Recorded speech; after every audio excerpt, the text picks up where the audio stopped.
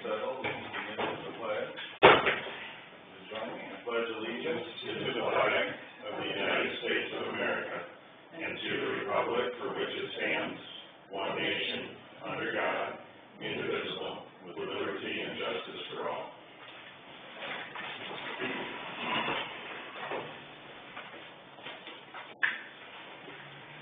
Mr. Schulte, here. Mr. Jones, here. Mr. Elmers, here. Mr. Moore, here.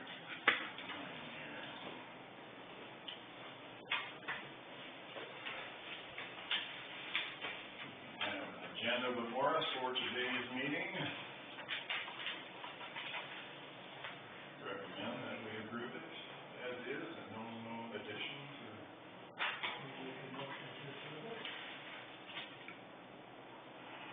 support. Motion by DeBoer, support from Schulte to approve the August 1 agenda. Any further discussion? August 13 agenda. All those in favor signify with aye. Aye. All those opposed, same sign. Let's look at the minutes from our last meeting on July 23rd.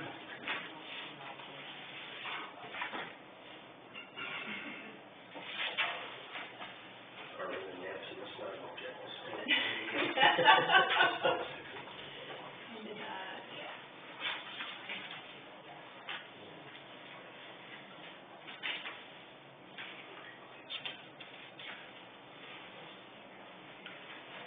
I didn't see anything, so I'll make motion to allow it. Support.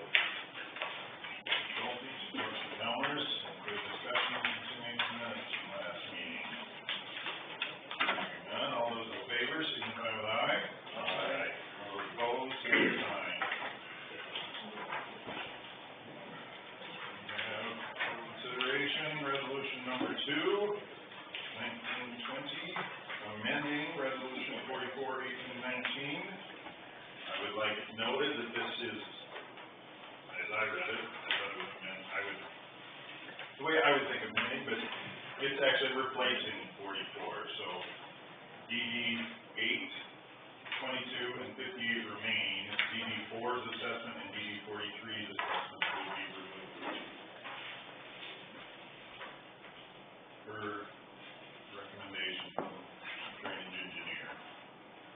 D4 was granted a 10-year waiver on work that had been done there. So this would be competition or violation of that, and DD 43 with the February reassessment and changing of the schedule. They did not recommend using the old schedules.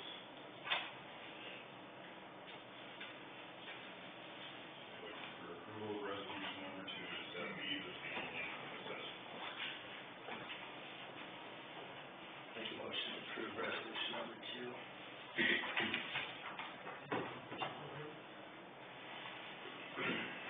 Further discussion concerning resolution number 2, replacing prior year's resolution 44.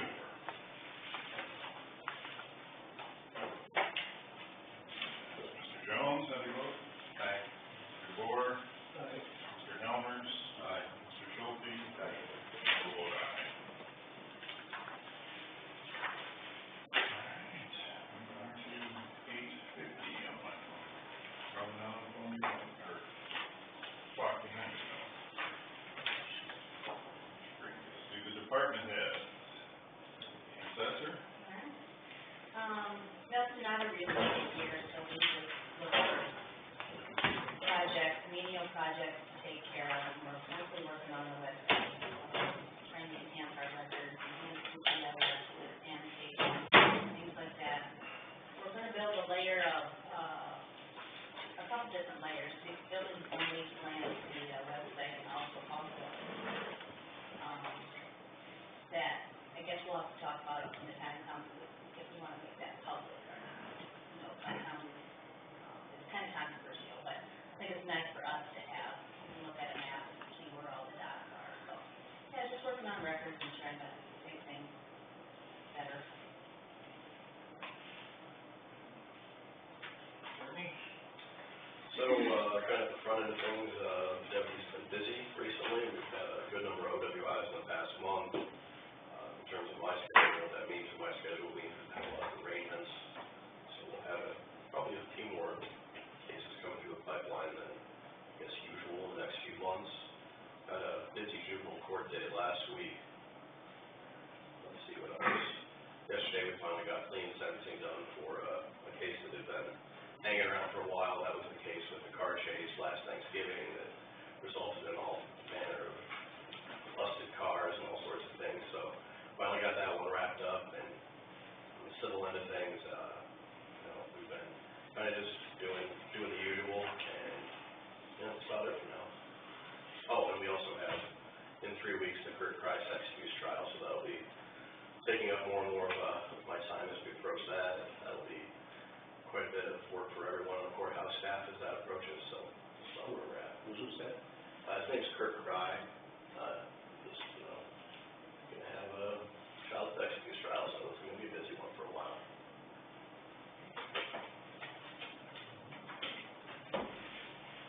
Treasurer? We finally got the tax statements all printed and stuff, and we mailed those out yesterday. We pulled those files over, so we are officially in the new year, I think. And everything is on the website, so taxes can be collected now. So waiting that.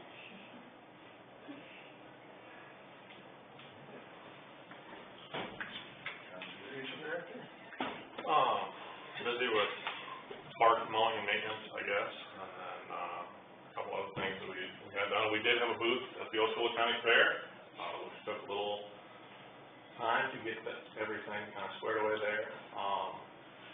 Pretty good. I think so. It was so hot that, and it seems like the commercial building is the hottest room in the entire fairground. I mean, some of the people in the cattle barns might definitely argue with me, but it was plenty warm that day. And then out at Willow Creek, we did get our boat ramp dock completed and installed, and then we also kind of made a nice little canoe access area just right next to the boat ramp there as our boat ramp access dock for people to launch canoes and kayaks. And then we tried it out on August 2nd with our outdoor adventure night. Pretty well attended, I think. I would estimate probably between 70 and 80 people came out and walked around. We had stations set up for them. We had air rifles and archery with 3D targets set up. We had slingshots set up. We had our canoes and our kayaks available for people to go paddle around on Willow Creek. We had our nature center open, and then we also had a meal for them. So they got to come out and eat a hot dog, which everybody seems to like once in a while. So keep them busy, definitely. That was a good deal. I would recommend doing it again. It was a lot of fun, a lot of good comments. Of those things on the weed commissioner end of things this year? The weed commissioner side of things, I think a generalized statement is that the situation is better than it has been in years past. There are still some problem areas that we're trying to get kind of worked out. Our secondary road department has done a good job of getting out and addressing those in a timely fashion. I would commend them for that.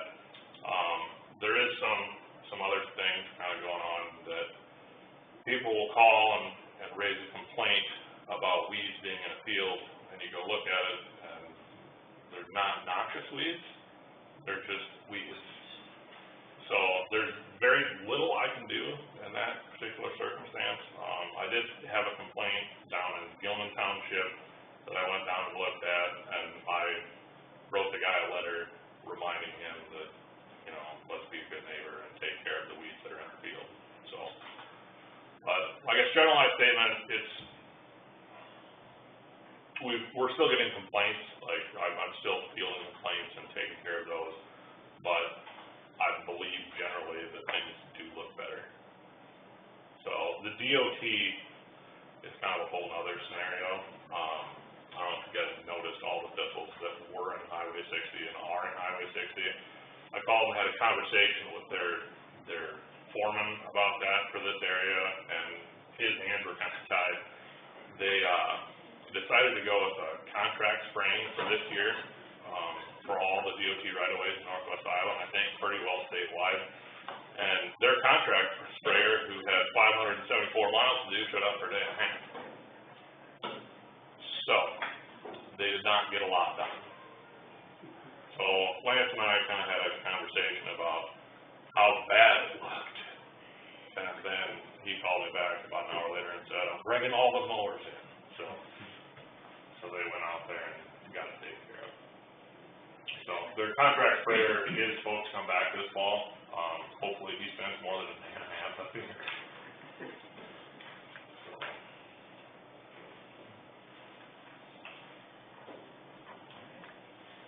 Engineer? It'd be nice if one of these days I could say, yeah, things are slow, not much going on, but that is never the case, it seems like. So anyways, gravel roads, we've been hauling gravel, maintaining and mowing them now, so we're onto that phase in the summer. A lot of our people inspecting the paving projects involved with that. We've been completing some of the FEMA projects, in-house too, some repair work and such has been going on. Mowing also the paved road system very almost continuously along with spraying now, so we've been out there, dealing with thistles and dealing with that pretty aggressively. Want to look at maybe for the next year, get set up a little more efficiently, because like right now, we can't haul that much water, so it's not as efficient. You go out there and you have to constantly be filling up water.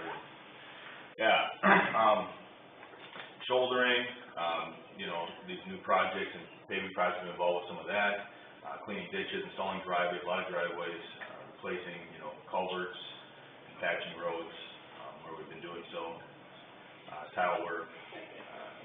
We're about to start on our kind of last phase. We did a bunch of bridge repair work in the spring. Now contractor's coming back here later this week, and so we'll be doing a bunch of bridge repair work, substructure repair work here coming up here over the next 2 or 3 months.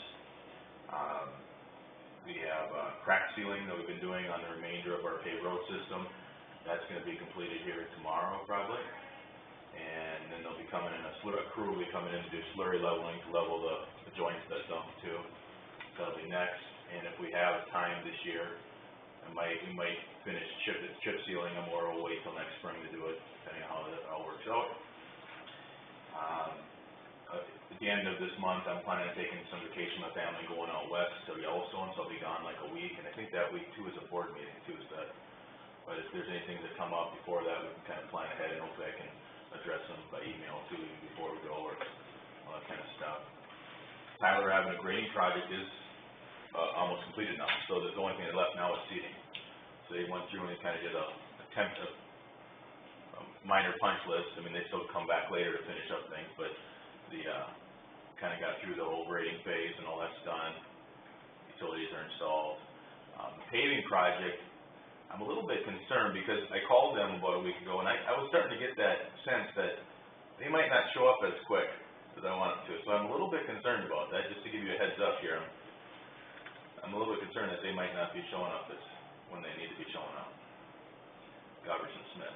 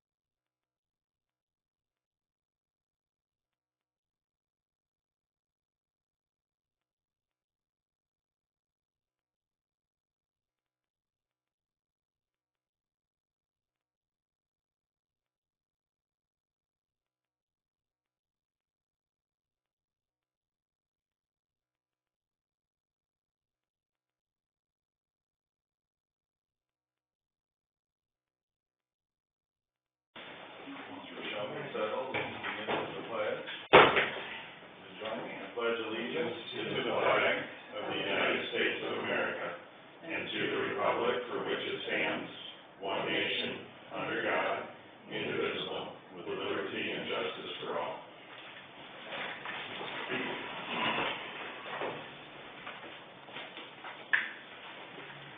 Mr. Schulte. Here. Mr. Jones. Here. Mr. Helmers. Here. Mr. Moore. Here.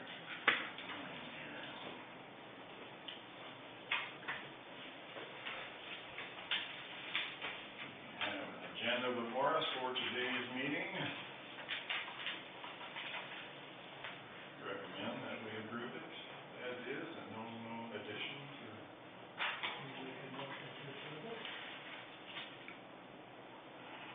Support. Motion by DeBoer, support from Schulte to approve the August 1 agenda. Any further discussion?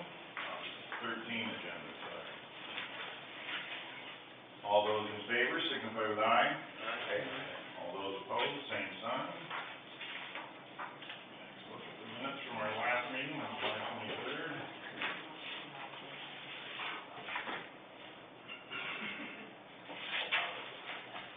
Arlene and Nancy must not have jealous.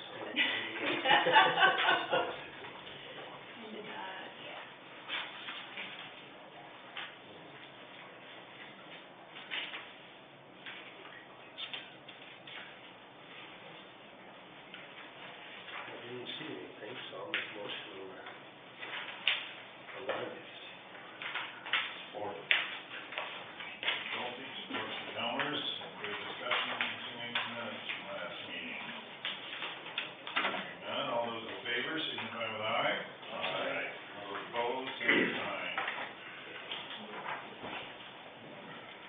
We have for consideration, resolution number 2, 1920, amending resolution 44, 1819. I would like it noted that this is, as I read it, I thought it was meant, the way I would think of amending, but it's actually replacing 44, so DD 8, 22, and 58 remain. DD 4's assessment and DD 43's assessment will be removed. Per recommendation from drainage engineer. D4 was granted a 10-year waiver on work that had been done there, so this would be in competition or violation of that, and DD 43 with the schedule or reassessment. Changing of the schedule, they did not recommend using the old schedules.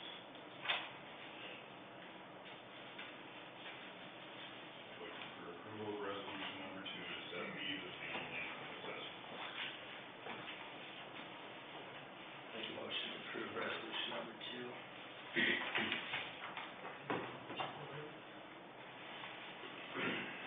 Further discussion concerning resolution number 2, replacing prior year's resolution 44.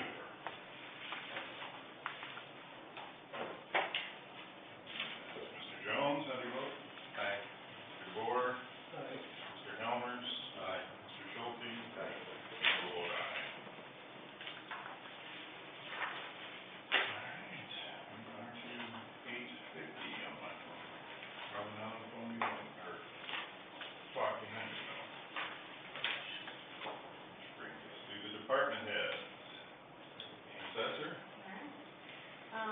That's not a real estate year, so we just look for projects, menial projects to take care of. We're mostly working on the website, trying to enhance our records, enhance the GIS with annotation, things like that. We're gonna build a layer of, a couple different layers, building some lead plans to the website and also that, I guess we'll have to talk about it when the time comes, if we wanna make that public or not. You know, sometimes, it's kind of controversial, but I think it's nice for us to have, look at a map and see where all the dots are, so. Yeah, just working on records and trying to make things better. Courtney? So, kind of the front end of things, Debbie's been busy recently. We've had a good number of OWIs in the past month. In terms of my schedule, what that means for my schedule means we've had a lot of arraignments. So we'll have probably a few more cases come through the pipeline than, I guess, usual in the next few months.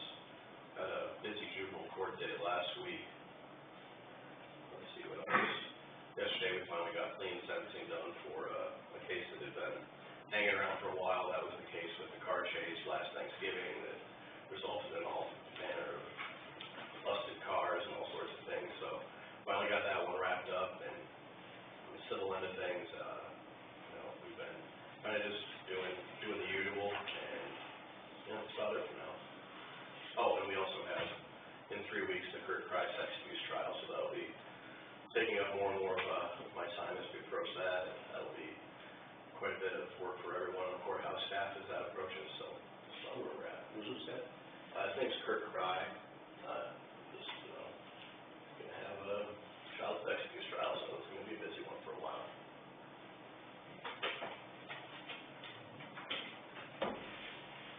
Treasurer?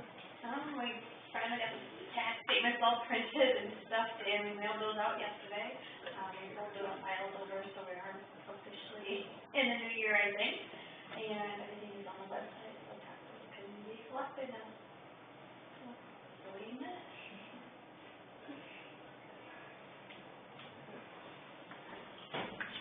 Conservation Director? Busy with park mowing and maintenance, I guess, and then, a couple other things that we had done. We did have a booth at the Osceola County Fair, which took a little time to get everything kind of squared away there. Pretty good. I think so. It was so hot that, and it seems like the commercial building is the hottest room in the entire fairground. I mean, some of the people in the cattle farms might definitely argue with me, but it was plenty warm that day. And then out at Willow Creek, we did, get our boat ramp dock completed and installed, and then we also kind of made a nice little new access area just right next to the boat ramp there as our boat ramp access dock for people to launch canoes and kayaks. And then we tried it out on August 2nd with our outdoor adventure night. Pretty well attended, I think. I would estimate probably between 70 and 80 people came out and walked around. We had stations set up for them. We had air rifles and archery with 3D targets set up. We had slingshots set up. We had our canoes and our kayaks available for people to go paddle around on Willow Creek. We had our nature center open, and then we also had a meal for them. So they got to come out and eat a hot dog, which everybody seems to like once in a while. So keep them busy, definitely. That was a good deal. I would recommend doing it again. It was a lot of fun, a lot of good comments. How those things on the weed commissioner end of things this year? The weed commissioner side of things, I think a generalized statement is that the situation is better than it has been in years past. There are still some problem areas that we're trying to get kind of worked out. Our secondary road department has done a good job of getting out and addressing those in a timely fashion. I would commend them for that. There is some other things kind of going on that people will call and raise a complaint about weeds being in a field, and you go look at it, and they're not noxious weeds, they're just weeds. So there's very little I can do in that particular circumstance. I did have a complaint down in Gilman Township that I went down and looked at, and I wrote the guy a letter reminding him that, let's be a good neighbor and take care of the weeds that are in the field. So, but I guess generalized statement, we're still getting complaints, like I'm still fielding complaints and taking care of those, but I believe generally that things do look better. So the DOT is kind of a whole other scenario. I don't know if you guys noticed all the thistles that were in Highway 60 and are in Highway 60. I called and had a conversation with their foreman about that for this area, and his hands were kind of tied. They decided to go with a contract spraying for this year for all the DOT right-of-ways in Northwest Iowa, I think pretty well statewide. And their contract sprayer, who had 574 miles to do, showed up for a day and a half. So, they did not get a lot done. So, Lance and I kind of had a conversation about how bad it looked. And then he called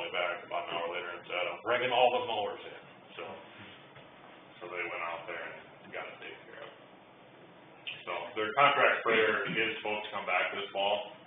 Hopefully he spends more than a day and a half up there.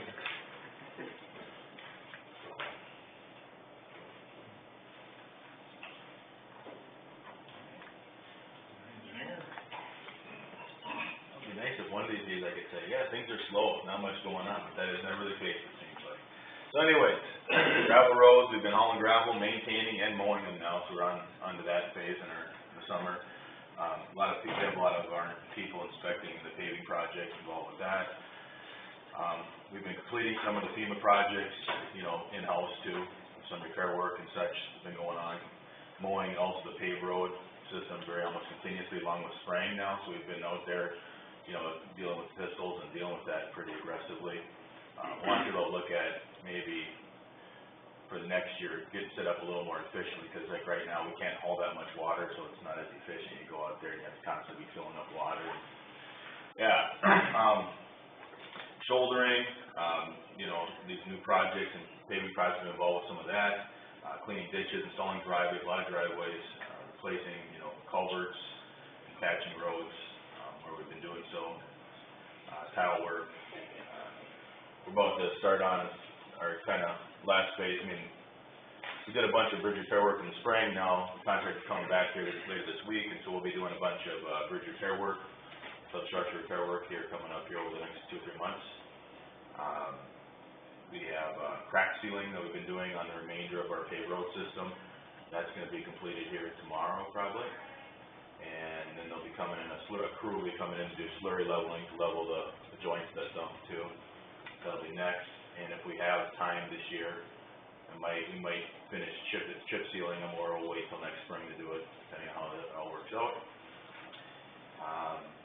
At the end of this month, I'm planning on taking some vacation with my family, going out west to Yellowstone, so I'll be gone like a week, and I think that week too is a board meeting too, but if there's anything that come up before that, we can kind of plan ahead, and hopefully I can address them by email too, even before we go, or all that kind of stuff.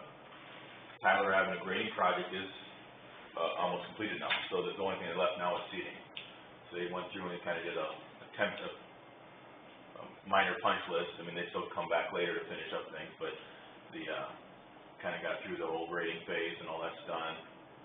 Utilities are installed. The paving project, I'm a little bit concerned because I called them about a week ago, and I was starting to get that sense that they might not show up as quick as I want them to. So I'm a little bit concerned about that, just to give you a heads up here. I'm a little bit concerned that they might not be showing up when they need to be showing up. Goverson Smith.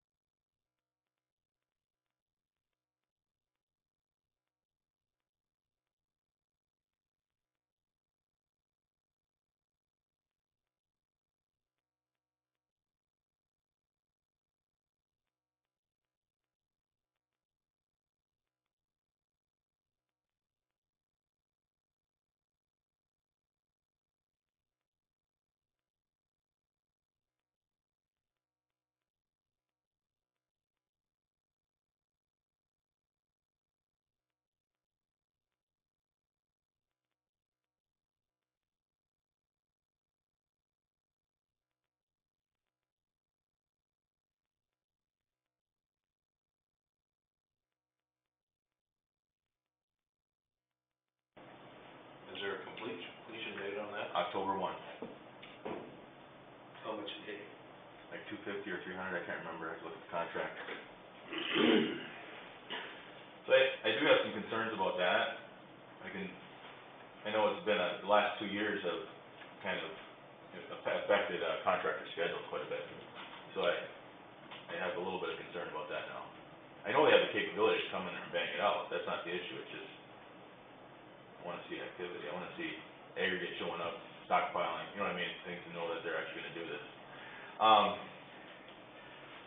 The paving project has gone slower than anticipated, but it is moving along, and I would say we got about a month left. Right now, we're about over half of it's completed. We got L58 all opened up, you know, that's done.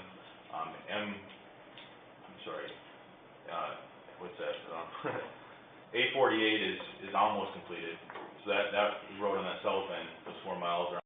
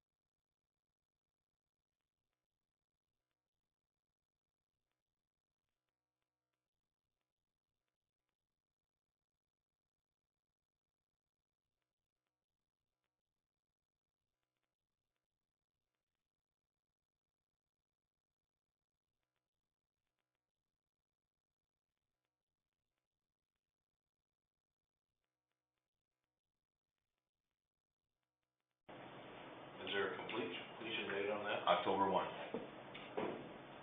How much you take? like 250 or 300, I can't remember, I have to look at the contract. So I do have some concerns about that. I know it's been, the last 2 years have kind of affected contractor schedules quite a bit. So I have a little bit of concern about that now. I know they have the capability to come in there and bang it out, that's not the issue, it's just, I wanna see activity, I wanna see aggregate showing up, stockpiling, you know what I mean, things to know that they're actually gonna do this. The paving project has gone slower than anticipated, but it is moving along, and I would say we got about a month left. Right now, we're about over half of it's completed. We got L58 all opened up, you know, that's done.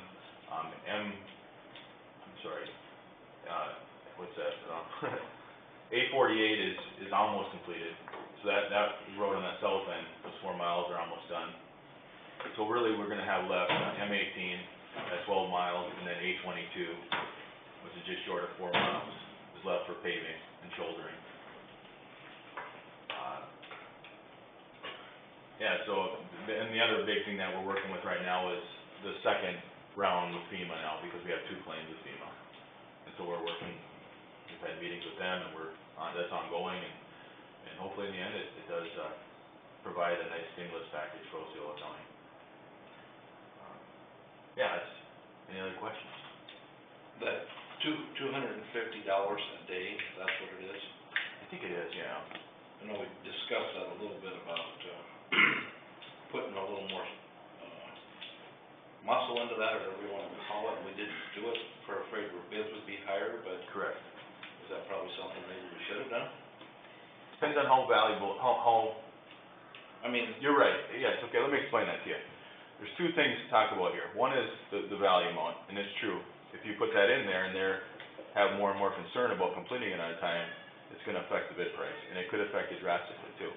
So much so that you could lose some bidders and you could, create a less competitive environment. The other side of it too is when you actually go to litigation, you actually go to recoup these costs, it's not like you have something at least to go off of, but it's not like it's a slam dunk, where it's just like you just get this money. I mean, you have to actually prove damages. I mean, he could actually speak to this probably more accurately, but I've learned too in the engineering consulting world a little bit about this. You know, you have to like show damages. You know, what are the damages too? You know, it's not just emotional distress. I mean, maybe you could make these arguments to some, So, I mean, basically, a liquidated damage provision is what we're talking about. Yeah, correct. And those are meant to keep you out of court. A liquidated Yeah. damage provision, the idea is, should this party that we're making this contract with breach the contract by not completing by substantial completion date, which is October 1, then we are entitled to $250 per day until they meet that definition. Pretty simple, right? And that's just the idea of, we don't want to go to court, we want to continue this contractual relationship. Because once you sue somebody that's doing a project for you, the odds that that's gonna go well go down drastically. Now, if we were to, say, get into a situation where they just completely did not hold up their end of the bargain, and we're getting to spring of next year, and it's warm out, and they can do road work, and they're not doing road work, or they're not doing the way we want to, and we have to sue them, then, yeah, we probably have actual damages, and we would have to prove actual damages, and then we would get that amount of money. So at the end of the day, what you're talking about is the trade-off between having a provision that entitles you to X amount of money versus Y amount of money, and there's a difference between what X and Y will cost you in terms of bid price, but on the back end, then you get to avoid a protracted legal fight, which hopefully we stay out of. But it's that trade-off. How much do you want your bids to cost? How many people do you want to potentially force out of the process by, say, asking for $500 a day? That's dependent, I would say, in terms of what marketplace you're creating. Aaron would probably have a pretty good idea of what the local vendors are gonna do, but that's the trade-off you make. Do you have any idea when they will start? Well, I was getting that kind of him and Han thing going on, you know, like, it's probably not gonna be until we get into September, you know, type of thing. And I'm like, okay, you know, 'cause I'm expecting them to get this done, they're gonna have to kind of show up later in August and at least start the process of getting that sub-base down and, you know, get things moving a little bit. I mean, the paving could take place over a month, the actual paving aspect. So right now, what they're telling me is that it's gonna go outside of it, is what I'm hearing. And so, I can follow up on this more, but I am seeing this as a reality of what they're kind of giving me verbally right now. I talked to one contractor, and he's running about 5 weeks behind. Yep. So we're gonna- Here's what I told them, though. We're gonna run into fall. Here's what I told them. Their first talk was early to mid-July, so Yeah. mid-August is pushing 5 weeks behind, right? Yes. So they used that up from what they already told us.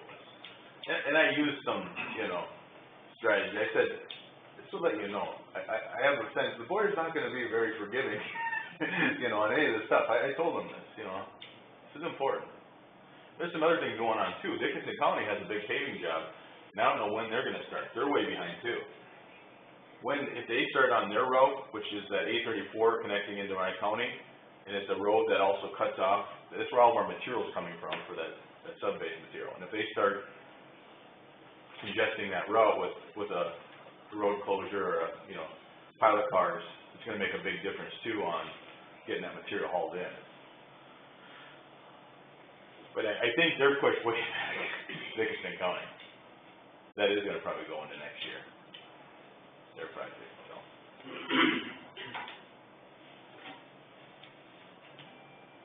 Further, gentlemen? What would you like me to do in follow-up with this too? You want me to reach out in a more formal way with them and get back to you in some way on this? Fine, tell them the board's getting anxious, Yep. as far as I'm concerned. Yep. You could maybe even use different words than that. You guys, I know, but I'm not afraid. I've been known to use those. I don't like that. I know. I don't like people that don't do what they say they're gonna do. Exactly, I know. Ticks me off. You get, now everybody knows. Do it while maintaining a good relationship, yep, alrighty. Get our auditor. Last week we were busy running the tax statement, Becky did send it out. This month, the 26th of August, starts the beginning process for school and city nomination week. So we're just trying to wrap our head around this new law and how we're gonna accommodate for everything. A lot of, it's gonna be more expensive, unfortunately, for the cities and school, for school elections. Is that when they're combining all that stuff? Yeah, they're combining them, we have to use the, election equipment before, you know, we didn't, if there was no big bond issues or something, we never did try to save costs for everybody. Last city election, we had 18 votes, Yeah. you probably didn't need to use. No, and we didn't use the machines then, but, you know, now, Yeah. And the polling places are open longer, open from 7 a.m. until 9 a.m. or p.m. Usually we did noon to 8, so we have to have open from 7 to. So if you're in the HMS school district, will you be able to go vote in Belton? Yes, we will. For that, instead of having Yes, to drive to we- Sanborn? We are using the general and primary election polling places for the city and school. Okay. So we're gonna have to have ballots that we never had before for HMS, George Little Rock, HLP, and Sheldon School District. So some precincts could have 4 to 5 different ballots at their precinct to vote on. It's gonna be more cost for everybody. We found out that we have to have the first rotation of the ballots have to be published. Well, our first rotation is Ashton, Sheldon School District.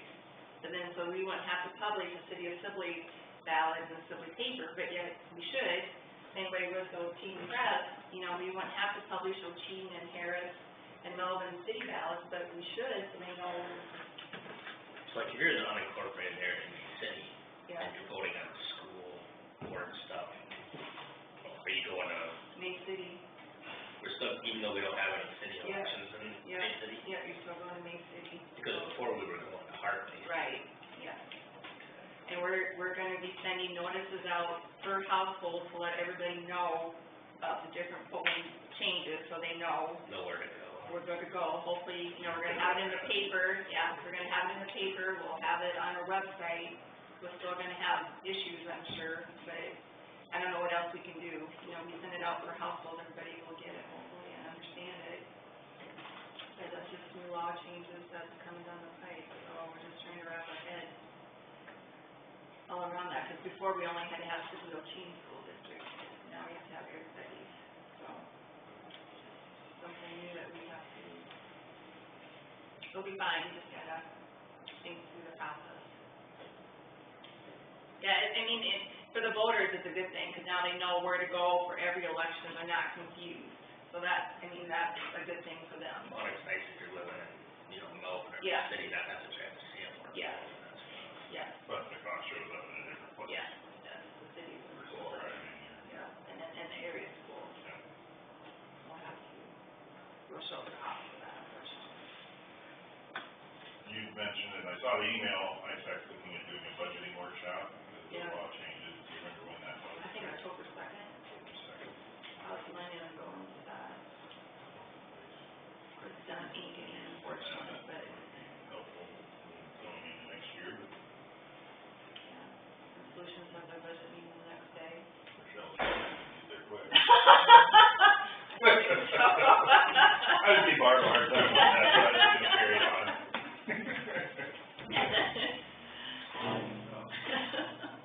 Any further, gentlemen? I'd just like, Aaron, take one look at that little strip in Melvin. The city's gonna repave that. Yep. There's a little strip from the stop I sign. know exactly what you're talking about. That one block, I know.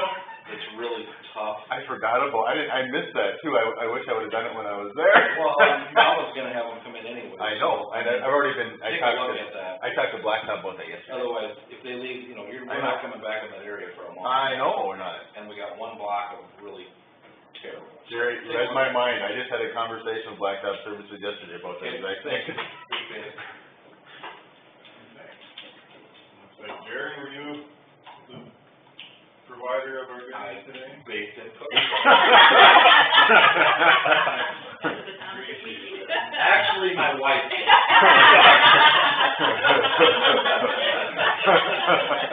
Thank you, Lindsay. And if you don't like them, you can blame her. And look around, there are a lot of shocked faces when you admitted that it was your wife.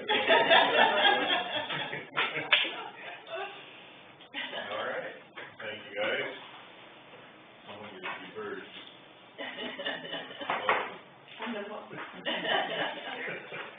Department.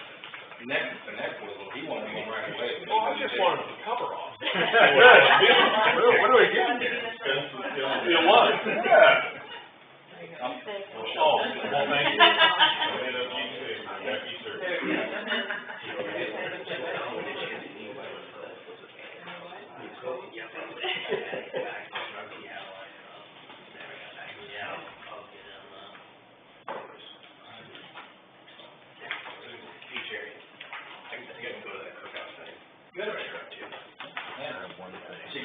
more than welcome. Yeah. Absolutely. Back up to the cost estimates for the trail culvert tile issue. One jumps out as a one to go with for me, but only one I read or noticed that it said that they would,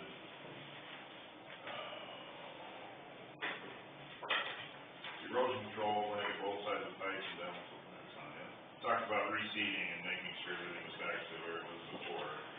Is that likely gonna be handled by all of them, or just, I think there was just one that talked about that? In all actuality, there's not a whole lot you can do back there. It's so dark that nothing's gonna grow anyway. Okay. I'll just make my comment. Nick knows what it is. I think we're wasting our money. I don't think we need to do anything. John Schmidt from the Conservation Board actually crawled in it. He said fill it in with some dirt and see what happens. That's what he said, so. Nick probably doesn't agree with me. I've had several people go down, I haven't looked at it myself. Several people go down the trail and say, 3 guys with a couple sand shovels could fill the hole in, so that's my 2 cents. It's been there for 60 years, or who knows, I don't know how long the railroad was been there. Just my opinion, I think we're wasting money. And I agree with you. I think we're gonna have erosion problems if we don't do something back there. You know, if it's all dug up, if we go ahead and do something, I think we need to have some type of, I mean, it's gonna wash and. Yeah, I think your best option for that is to either utilize the existing rock that's there, or you're gonna have to haul some in and place it. Personal opinion. But that's my 2 cents on it. I won't vote for any of it, to be honest with you, so you guys can make your decision. You know what I'm thinking. In light of the discussion you've had with Terry brought up, would you be content with the decision to not replace it, just fill it in, or would you recommend? So, and I what you want, Nick. I don't know that I have the professional capacity to tell you what to do. What you do? Me, I dig it up and put the pipe in it. Yeah, Just, that's my thoughts, and Jerry might be right, we could maybe fill the hole in and never have another problem again. But the other side of that token is, we get another 4-inch rain with frozen ground, and we're gonna have another problem again.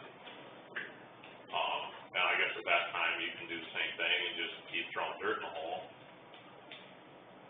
But, I guess, I don't know, I'm just going by John Schmidt. He actually crawled in there yeah, and looked at it. And he's shaking his head going, you guys are gonna spend money on repairing that thing. And I've had several other people that have ridden the trail that made that comment to me, 4 guys with a sand shovel could fill it in. So that's just my 2 cents, so.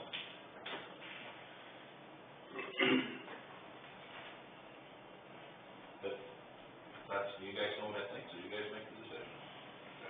it's just, to me, it seems like every time we try to do that, because we've had stuck holes in other places, and every time we try and just fill it in and patch around it, we always end up with another stuck hole. Which granted, it's gonna be cheaper, but, and I don't know what the long-term plans are for the trail, you know, that kinda is all in limbo, I guess at this point. I would say it's something that if you don't do now, you're gonna wanna do later, if you would ever decide to put some sort of surface on it. Well, even with the surface that's on it, now what's the likelihood that we'll have a washout or where we have it now? Does it require a large rainfall on frozen ground? Is the reason that is there a hole in that culvert? It's separated, the pipe's separated. Separated. Yeah, it's undermined now, yeah. Well, you're the engineer, what would you do? Replace the pipe. No, that's my professional opinion, but. So you don't think just filling it in is gonna remedy the? No, you're gonna have, yeah, it's a, you know, if you were dealing with something that was shallow, you didn't care about repairing it every 5 years, maybe, but no. I'd replace it, I would, and do it right too, so that you don't have that kind of failure in the future. So one thing you might need to spend a little more money on too is just like, some different materials too that you might have to haul in for bedding and things like that. but it won't drastically increase the cost. Yes, that's my thought.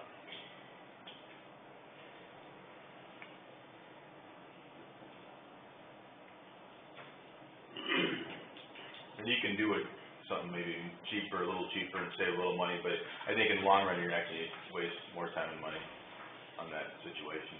And I don't think the cost that he was doing was that unreasonable. What was the cost that you got in your lowest quote on that? The lowest one was 5,700. Yeah, to me, it's a no-brainer. Just replace it. Aaron says I don't have a brain, does he? No, I don't mean that. I don't mean that. I'll go along with his advice and look for, I'm sorry, Jerry. I just, People will say, worse things about it. I guess, everything, one says quote, one says estimate, the lowest one says estimate. yeah. How much? Well, I can tell you right now. You're looking at being different than that Can I see this? amount. Yeah. Quote. We're ready.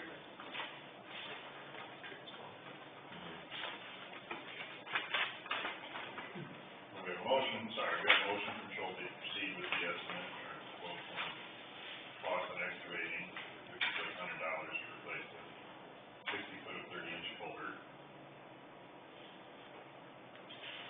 Support for that?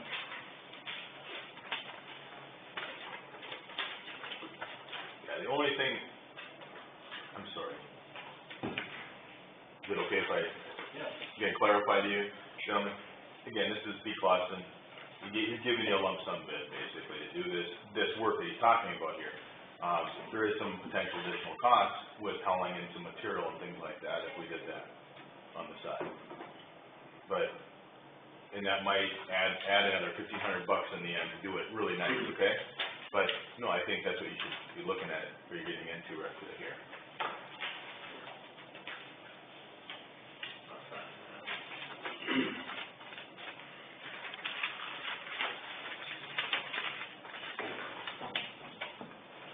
Expecting him to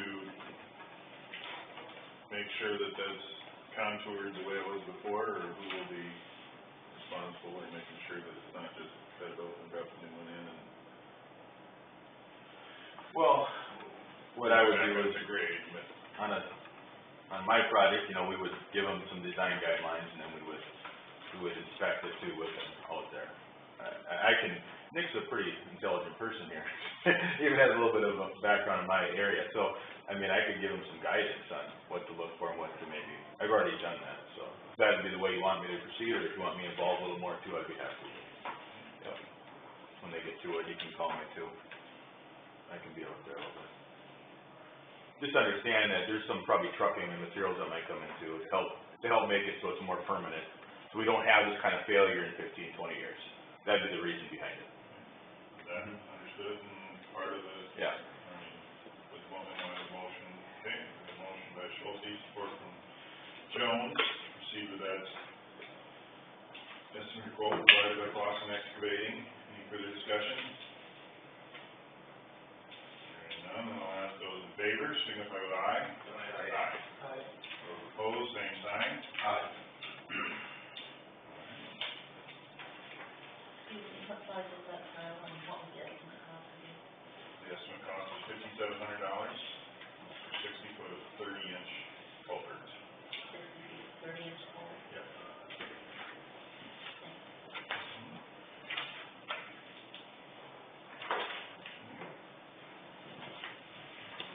Identify 7 minutes ago for public hearing on the proposed amendment to urban renewal, 2003 urban renewal district. On the public hearing, we will consider resolution number 2. Have a good day. Thanks, Nick. So at this time, we will begin the process, and I will open up the public hearing. We'll ask if we've received any written comments concerning the public hearing. And we would receive oral objections or statements or evidence. Some that we will summarize below and include in this document. Did you get any calls this morning, Michelle? They came in, okay, talk to them too. okay.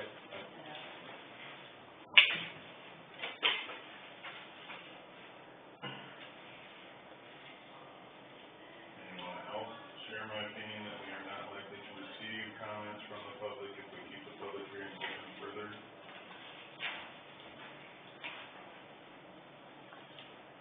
No objection, I will close the public hearing portion. And if you have anything to identify as statements, objections, or additional.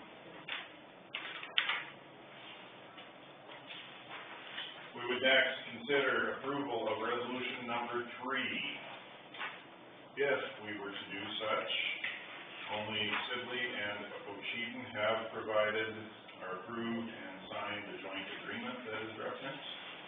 Ashton did not vote, as I understand it, did not vote to approve it, they did not vote against it, but they did not pass it last night, they did not vote. I spoke with them, the mayor and clerk this morning, and they are willing to have a special meeting likely tomorrow night for approval. Spoke with the town council, and he said, carry on with the public hearing, this was the date and time. We could give conditional approval of the resolution, that it becomes enacted upon receipt of the final city's joint agreement. But we would not, he would not advise that we proceed with the next step of initiating public hearing for the loan agreement. We would likely want to call a special meeting prior to, or following Ashton's consideration of the joint agreement. We can either give conditional approval of the amendment, or this resolution, and then have the process to start the loan agreement at that special meeting, or we could wait and give final approval of this resolution number 3, and deal with the setting the public hearing for the loan agreement at a special meeting. I would suggest, say, Thursday or Friday mornings. Thursday, I could, yeah, tell them about 10 o'clock at the latest.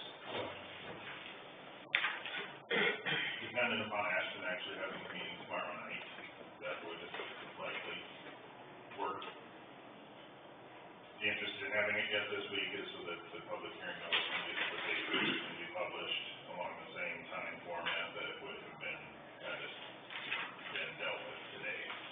With no early deadline, would be great, but that should Otherwise, we would likely be pushing the public hearing back to 10th, or the next meeting, September 10th. Which is probably not problematic, and not part of my actual fear, I don't think it's an issue, but time frame, I would like to see this stuff continue and do as much time as possible.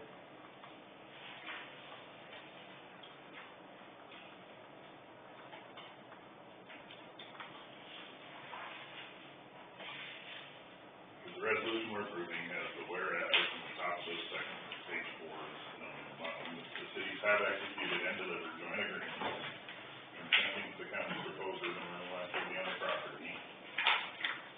We don't technically have that in hand, so that's where our motion would be that it's a contingent approval upon that being met. Once that's received, then the wording in the resolution would be accurate and This is all Tyler, Tyler Avenue project. the to fund through the borrowing of the last phase of Tyler Avenue paving, yes.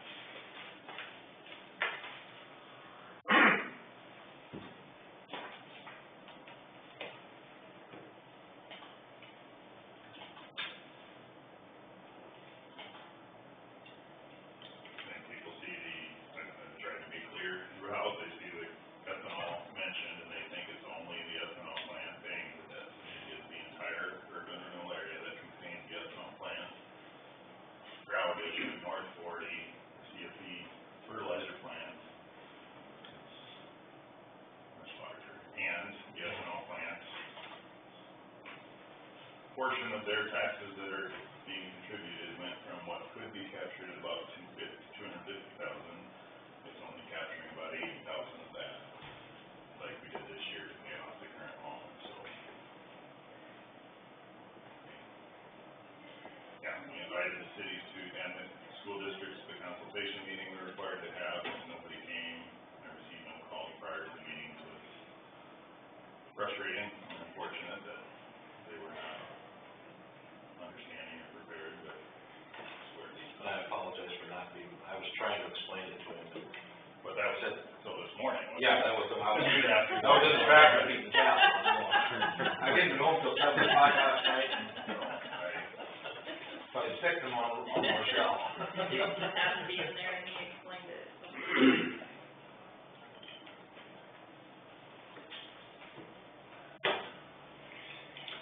I'm content with either of the approaches as recommended by Mr. Danos, Gorski, Whitney, contingent approval or waiting and calling a special meeting and dealing with both. But he was absolutely content with having a public hearing at this time as identified and considering the action either of those ways.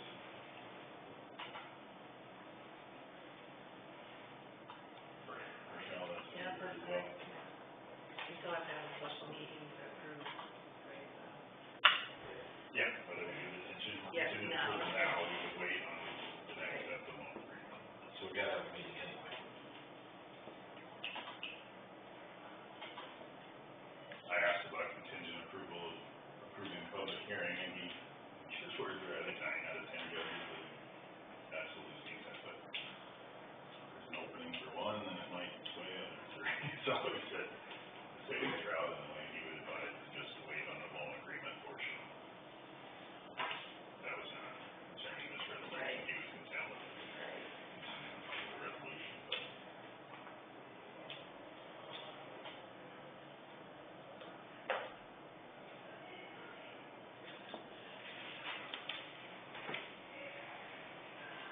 So we can do the resolution now and the loan agreement whenever.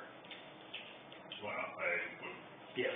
I'm asking that the loan agreement still be dealt with prior to the end of this week, so that we can get it to David in timely fashion. Do you have it all written down?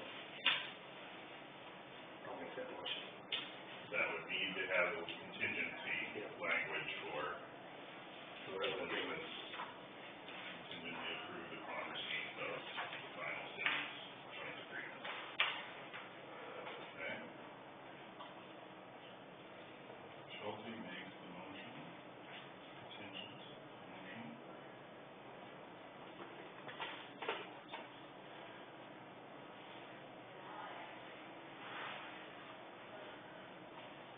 Somebody like to support that approach. Support from Jerry Helmers to approve resolution number 3.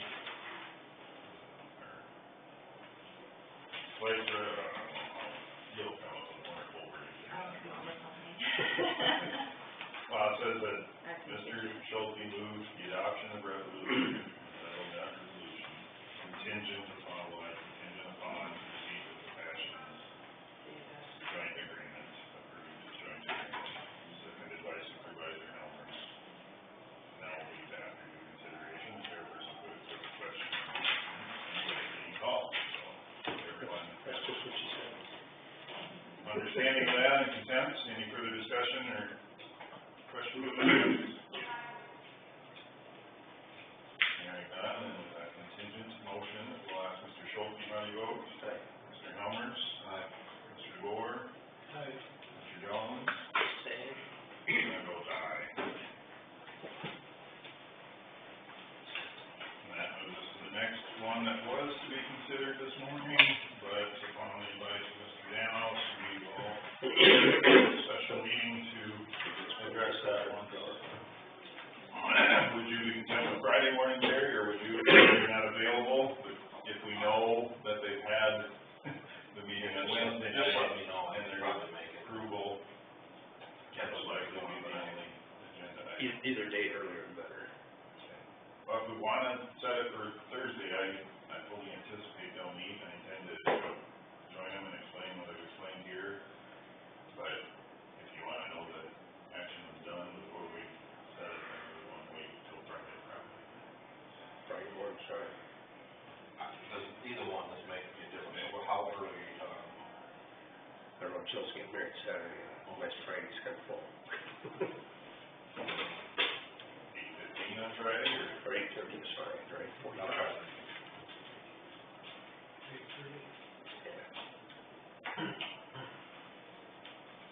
Okay.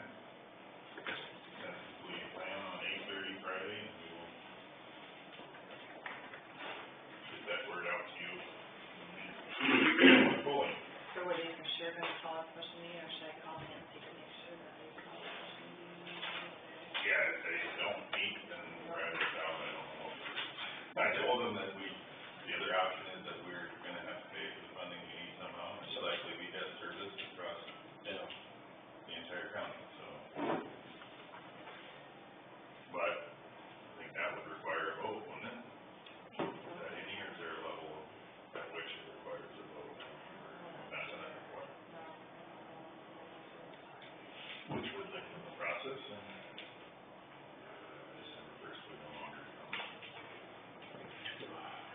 School is okay, city of Sibley is okay.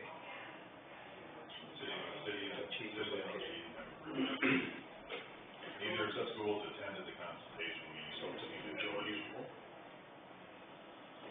It's within 2 miles of city of Ashton, no.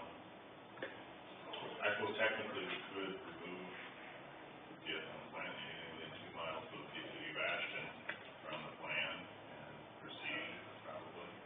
Is that much longer to pay for it, or back?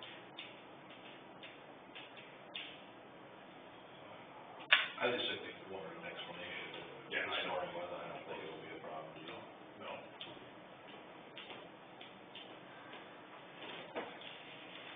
Okay.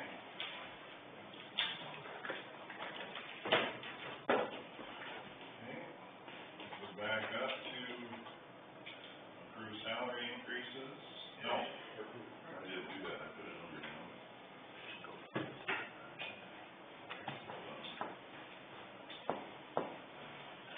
We'll be at appoint Horton Township clerks, and to Lauren Watson's credit, he came in with these names and their willingness to replace him. So that was much appreciated. But we'd be considering Tom Bramer as the clerk and Brent Wassman and Kyle Pedley as trustees.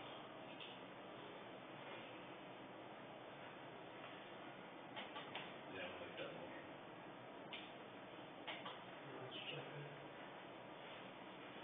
A motion from Elmer, support from the board to make those appointments. Further discussion? All those in favor signify with aye. Aye. All those opposed, same sign. Next, we'll be looking at the salary increases for Nathan Rosenberg, Deputy Sheriff Jailer, and Renee Miranda as dispatcher jailer. We would be going from what to what? Here's, That's just one. yeah, Yeah, it is. they obtained their step in the negotiated contract. And I'll support it. Randy Rosenberg to $54,939 per year, and Miranda to $40,240 per year. Motion from Mr. Helmer, is your support? Yeah. Or, Other way around. Oh, Leroy, okay. Okay. For those two salary increases, any further discussion? Hearing none, all those in favor, signify with aye. Aye. Those opposed, same sign.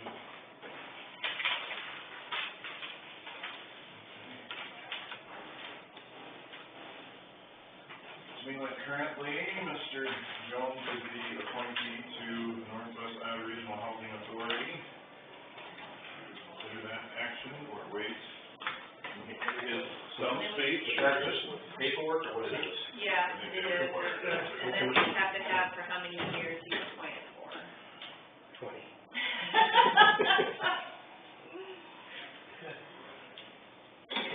Go with, term, or how do you, I would say with the term. His expired and this board has said June 30, which is expired, so, yeah. Talking about you, Ed.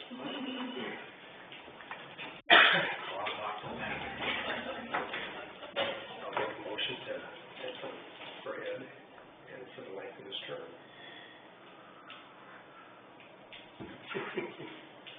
So what you get to get out of here. So then, so December then of 2019, or 2020 then, is what you would look for? Yeah. How's that been done in the past? I mean, why does the term come up? There's some of those boards, depending on where you got on in somebody else's term, because they term out, but you can't serve on there forever. Oh, okay. Like the kids' board I'm on now, after this year, someone else is gonna have to do it because they won't let you come back. Yeah. You'll term out, so. I don't know how it works. And Susan, in the city clerk, so whoever was appointed to you, so. There's all the boards I'm on, be on there forever. Not that easy. So we got rid of 2 supervisors, the Dickinson rep and the O'Brien rep, both had to get off, and then we got new replacements. So, you think we on that board next go around? In other words, how good you finally get to the point you understand what's going on and you're getting off. You need a second for that? We have a motion and a second, and this would be to appoint Mr. Jones through the end of his current supervisor term for December 30th of 2020.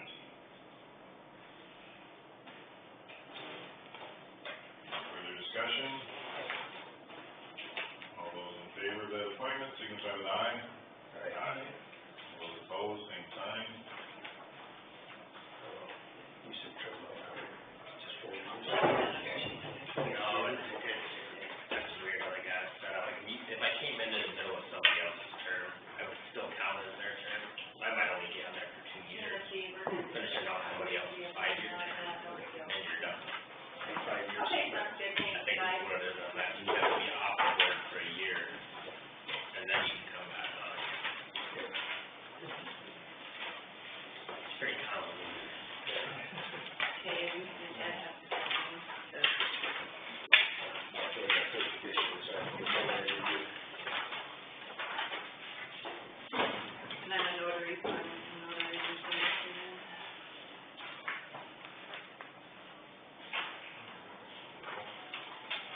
And then copy or the, I hope you can understand my thought process on this. What came about with these copier bids is that Misty's in the attorney's office is on a flat blade, and the repairman said we need to get that replaced. So then sometimes if you buy more than one copier, you get a little bit much, you get a little of a break. So I don't know what the board will advise. I was thinking about replacing the county attorney and then the copier in our computer room, and then Deb's copier in the recorder's office, and then Aaron's thinking about replacing his. There's no trade-in value on these copiers because they're so old. But they will take them off our hands without a charge. I was thinking, depending on what the board decides, that I would move one of the copiers downstairs in the economic development office because that one is ancient and it has better use. If the recorder's office gets a new copy or Aaron, I would just move that one down to that office and then get rid of hers in there because the copies are getting light and they're just Which one's got the least amount of copies run on it? probably Aaron's. In the computer room has 330,000 copies on it. Deb's in there has 110, I think it is. I'm not for sure how many copies you have on it. Mine has a lot, but it's a newer machine, though, it's about 7 years old, where, Yeah, it's they age don't- more than anything, too, on it, so. Is there any way we could sell the old copiers? Because I know like at church, we just bought from, was it USDA building, Northtown here? We just bought theirs for $50. And you buy it as Actually, thinking we always borrow one of the fairgrounds too. yeah. You could have an auction or something like a county auction, you might get a couple $100 off some of the nice, like mine. You have to keep it in a place so where it's temperature control and humidity. Yeah, I think the recorders in yours are probably the better option. Yeah. I'm just Yeah, throwing it out. Yeah. Well, we're not saying get rid of them, if Right. they lose somewhere, Right. but another. no, yeah, there's no trade-in value at all. I'm saying if you guys need it, I would probably almost say move it out there, or sometimes. Yeah, I mean, remember where we got it from last year. And then, like, one source, one solution, those lease agreements, that's kind of confusing. I did the copier, and then that 545.58, that's if we had a fax machine, so we can eliminate that. Someone told me about this e-gold fax. I'm trying to wrap my head around this, but it goes through the internet instead of our phone line, so we can get rid of the phone line, and it would just go through the internet. They said we could keep our same fax number. I don't know if, I was thinking we could do that with Veterans Affairs fax, but he kind of suggested that maybe we shouldn't do that because he doesn't have a copier, so he would either have to go to our office or somebody's office to fax it. He gets quite a few fax because the VA don't email because of confidentiality. So we probably, his fax line comes out of allocated money that he gets from the state, so, but we could get rid of the county attorney's fax and our fax line and just do this e-gold fax. It's $40 a month, and then if we go over 250 pages a month, it's 10 cents, and we won't go over. We don't get that many faxes anymore. So. But that works with any of these guys. Yeah. Correct, Yeah. yeah. Oh, yeah, no, it goes with any of them. None of them, there's only one company that approached me about that, and I called the other companies, and they said, yes, they could do that. I'm confused by the total lease price. Well, I was taking it the $62.50 per month times 63 months, that's what it would cost for that, for the life of the lease. Only one of them really has a quote on the fax machine, it looks Yeah, like. that's that one source, one source. Yes, so again, that's just, they included that as an option, basically, is what they're doing for you. HP, if we didn't do the fax, it was, and the fax feature, I think it's $257 less for that machine. Council said that they were excellent machines, A&D didn't suggest it, he said they're not heavy duty enough, so I don't know. We like our chart machines, though, they run really well. They've done really well for us, yeah. And I have been involved with this now since I got here, because when I got here, my thing had just gone out of warranty after about a year, because when they hit 5 years, you get outside of that initial contract. Well, council doubled the rates on me. And I didn't notice it right away, because I had no clue. So I kind of learned the hard way. I'm like, then I get a bill on a quarter, and my rates, everything went up double on my cost, and I could see where this was heading. I was going to pay for a printer over a year and a half. I was going to pay for a brand new printer. So I actually cut my service off completely. I don't have any contract, but I'm still using up some leftover toner that we had and everything, and so I'm running really cheap. I'm not in an immediate emergency, like if I don't get it tomorrow, I'm in trouble, but I do need to deal with this now or in the next couple months anyway, so I'm more flexible for a couple months anyways.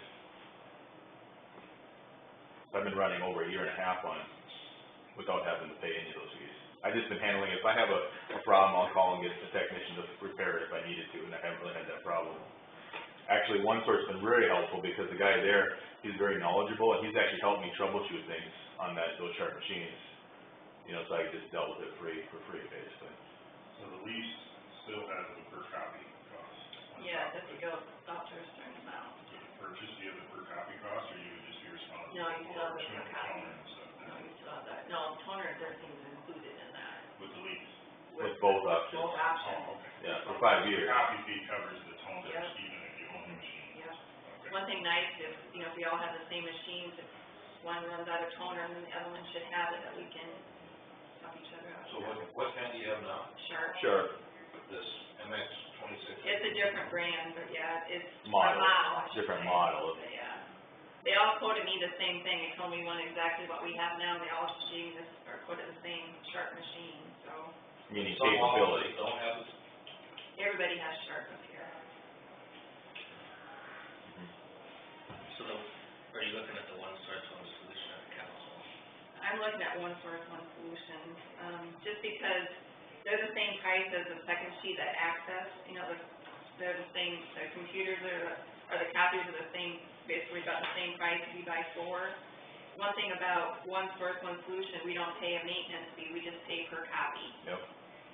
And then the Access, we have to pay a monthly fee, and then if we go over a limit, then we get paid per copy, and then the rates go up 10% every year. One Source, One Solution, their rates are good for 5 years. And on top of that, after 5 years, they will not raise it more than 10% annually. It'll be no more than 10%, which is actually good, because that's what happened with, Council. They doubled my rates after year 5. Now, here's some other things I learned. This is a whole world, this printer thing, just like the used car thing and all this stuff, right, you know? I would actually say, for most government agencies, there's actually some benefit to lease.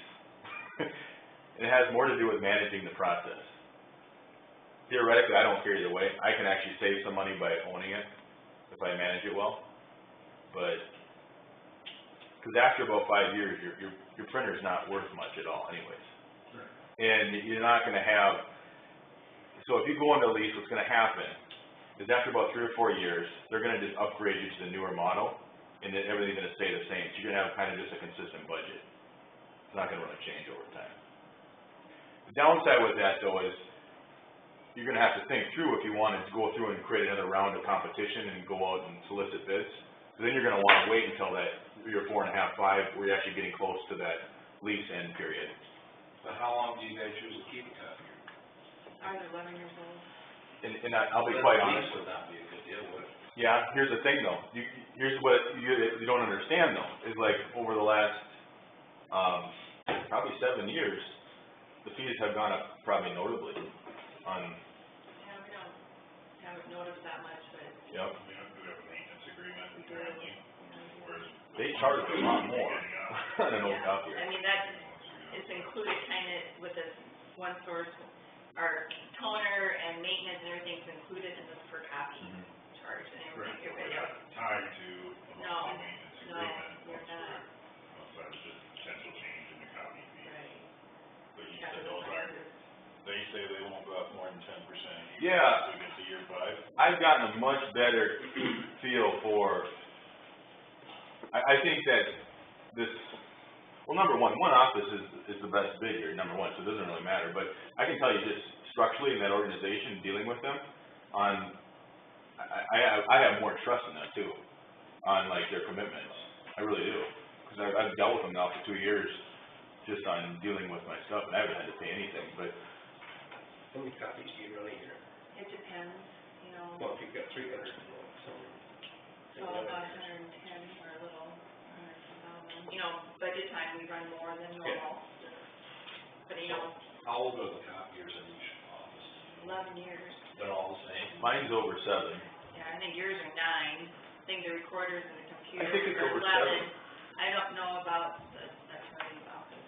We don't get copiers. So we get it. If you wanna do the absolute cheapest, when you get outside of your agreement, you just cut off service and have a good deal where you can have service agreement, like where you just call on it and pay for it in cash. You could do, that'd be the way you would save the most absolute money. Well, that One Source, One Solution looks like the best thing to do. The little bit I know about it.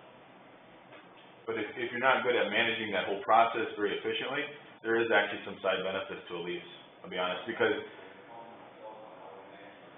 the rates will go up, you know, as you get into those later years. And if you're not managing that, you'll be surprised at what you're paying. It's still the same. For 5 years, the rates are, we just pay per copy. So is that the 5-year total in that $14,000? Yes. If we For would, 4 copies. if we would lease them, yes. With But we, faxing. that's a fax, so it'd be $12,789, because they would take that fax off if we did that gold, e-gold fax, which I think we're leaning towards doing. Basically, you're paying about $250 more for over that period for a lease. And you don't own it too, but you're owning a dead paperweight. What kind of when you lease it, what kind of a warranty's on it? Is it different than? It's all the same. They're basically, Are you sure though? Because like when you lease a tractor, you can lease in different ways.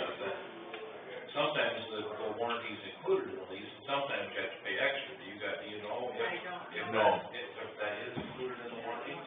Basically, you have full service on this machine, includes toner, includes everything.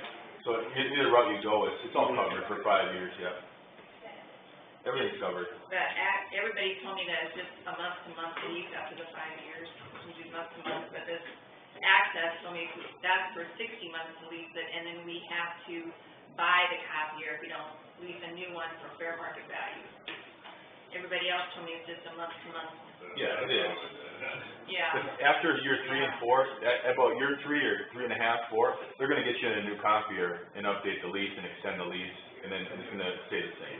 I understand that, and there's value in having better, newer equipment, but does it provide you a better copy? Does it, I mean, No, security would be the one thing. Security, because like technology, if you start having, these old machines are actually probably the weakest links in our security system. They are, because they're 11 years old, and they are, so if somebody wanted to hack the system, that'd be the weak link. I'm just telling you, you know. Contract with Solutions, I mean, that's where we have others looking out for that portion. I hear what you're saying, and I'm not trying to just disagree. I've just never been a fan of leases, and I haven't either. I never have. understand we're moving into newer equipment more regularly, and there's probably benefits in that way, but I just don't know that it gains us enough to offset that. And we need to be mindful, come year 6, when we're outside that they don't start jumping in. It doesn't, I get that we need to manage that well, but. I'm fine buying it. I actually will probably save some money by buying it personally in my department. That's what, I just know that if you probably looked at like history, you looked at the last 20, 15 years, we probably actually spent more money owning it. That's my conclusion. But if you manage the process, you will save money. You will. A little bit. If you manage any process. Yeah. I know, I just know how this game works in this industry, and I've seen it now, If you buy it, I've uncovered the thing. maintenance. You know, because they tell you that maintenance thing to take care of it. They told me none. I'm like, well, one source, one solution, we just pay per copy, that's all we pay, we don't pay, and everybody else, we have to pay a maintenance per machine. You know, accounts, we have to pay $20 per machine plus copy charge. A&D business, they have all different offices or different maintenance fees, and so is Access plus copy charge. I know I have the same copier to do that right now, and we have that maintenance contract on it, but they're not making parts for it anymore, so anytime it breaks down, I have to wait for them to track down a part out of the warehouse somewhere to meet my maintenance contract. That's at about 7 years. That's when you have to start going to eBay and those type of things. But we have 4 of them similar here, like she was saying, at least you can start working with each other and you're out with the machine. Owners and stuff, one runs out, Absolutely. has it, and you can Let me explain this, because this is important too. So what you really want to look at is those black and color fees, okay? Look at those carefully. So what those other people are doing, what they're doing is they're actually pre-billing you a fixed number of color and black and white fees that they're going to charge you regardless. Theoretically, you're going to use them anyways. What they're doing is they're just charging you as you use. So if you do have a month where you do lower, you're not getting charged for it. And also, Yeah. So total lease price and outright purchase, I could see just buying it. Cheap, just buy it outright. oh yeah, no, it's cheaper. You're saving a little money. And if you manage the process and deal with it year 5, 6, and 7 and are very thoughtful and looking over your costs, you'll end up doing better off. Well, they'll still sell you the service contract after the 5 years, Yeah. the warranty Yeah, or whatever. what it goes from there, what they do, hopefully you won't go up that much. What you should think about is that year 5, you should go out and renegotiate and look at all your options at 5 years from now. That's where we're at. Yeah. That's how you should do it. We can talk about this all day. Yep. What about the tax portion? It sounds to me like it would be good to add that capability to the one source.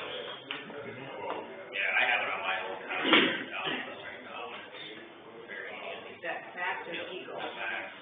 So, but if we did that Eagle fax, we wouldn't need the fax option to it, we would not need it.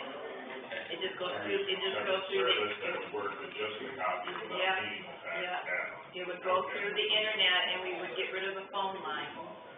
And then, they said it's like a two-step process, you just can't go to the machine, fax it, and you're done, you have to fax it to our computer, and then we have to send it back. They said, well, They'll train you on that? they will send us on, yeah, I was very specific on that, because I'm not computer, So when they send the fax into you, it's the same process, it shows up on the computer, yeah, like an email or whatever, instead of showing up as a fax in the yeah. And whatever, even if we did with the fax machine, they would send it to an email, and we would have the option to print it or don't print it. Now, we don't have that option, it just prints out, so all the junk email, fax, we want the paper and toner, we would use Staples. I get another on at home with my wife's fax.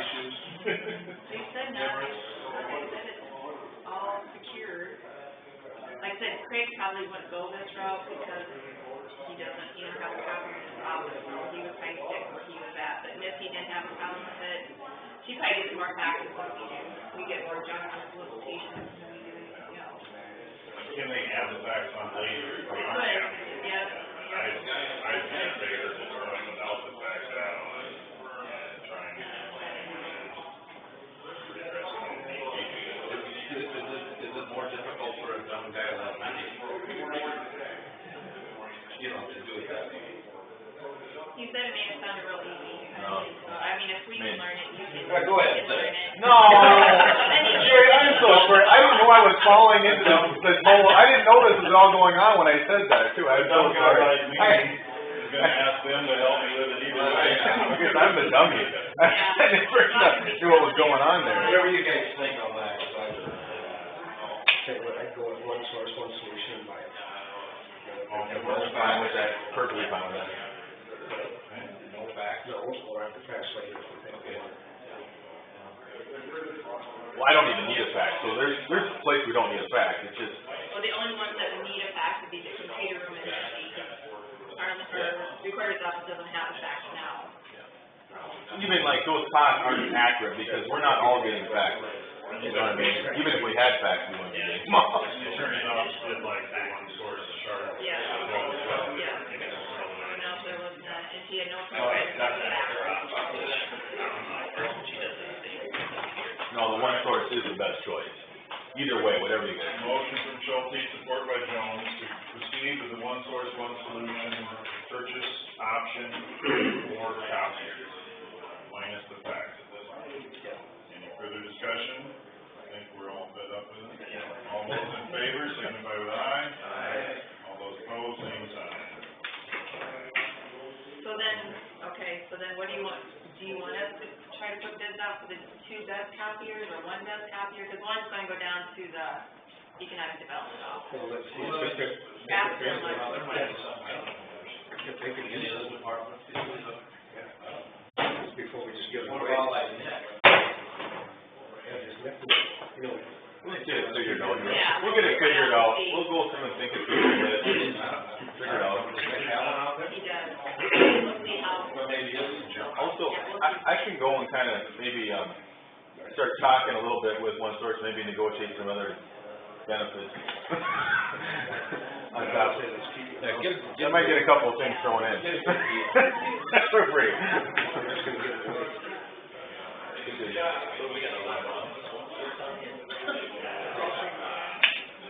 Grab a napkin.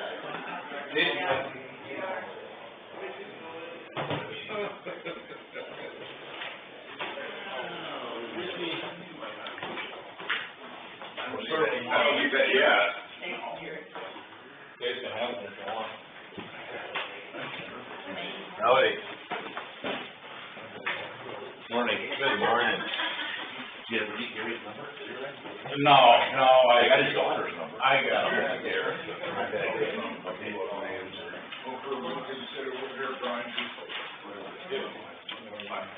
Howdy.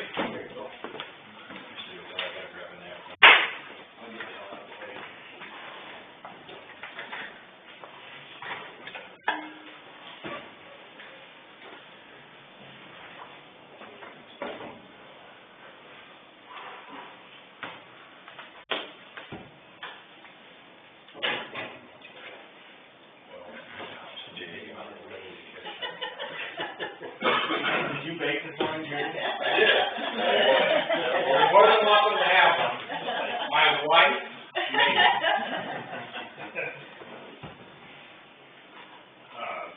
Had a question about the, bridge on the dirt road on Oak Hill Avenue between 160th and 170th.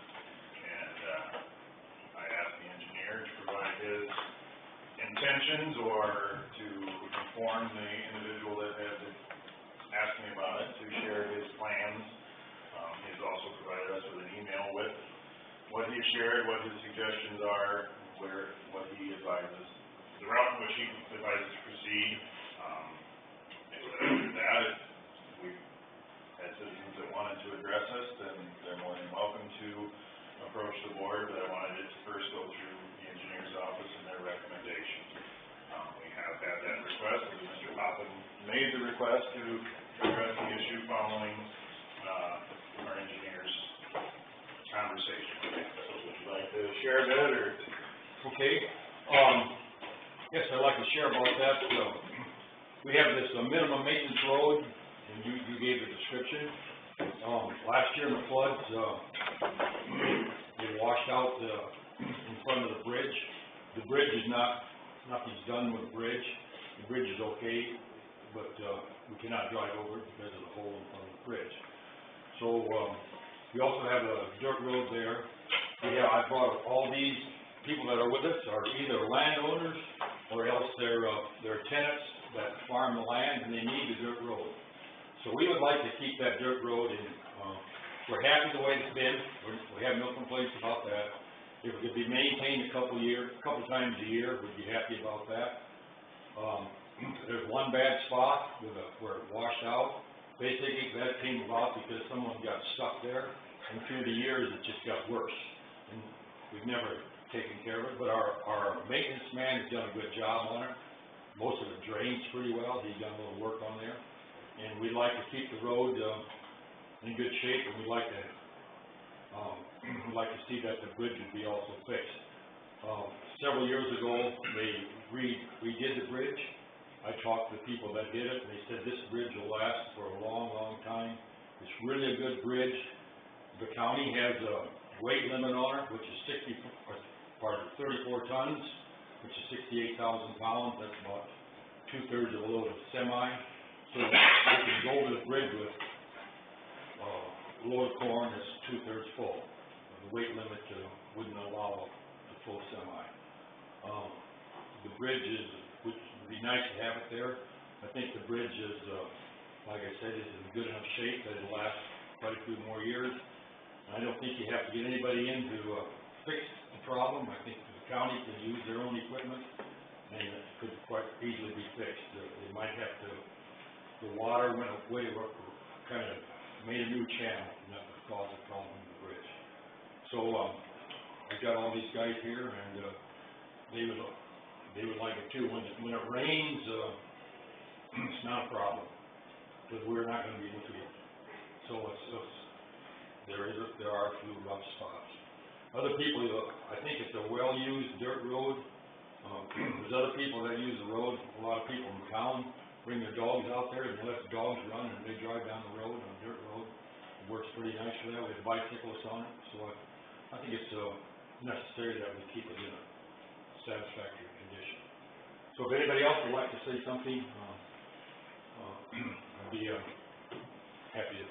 I guess that's about all I have to say, but we would just like you to take care of it, and I think the bridge is in better shape than probably what I think engineers, I might disagree on that, and his opinion is probably has more weight than mine, but I think it's worth fixing the bridge. Does anybody else have any thoughts you want to share on it, or? I'm farther west of it, Section 8, but our road has been in maintenance, and it's not maintained, period. And we've got ruts in there, if you go down there with a pickup, just by knocks her around in the sea. And we would appreciate somebody maintaining it at least once or twice a year. That would be 2 or 3 miles further west. What's the, segment of road, I don't have a map set in front of me right now, that you're talking about?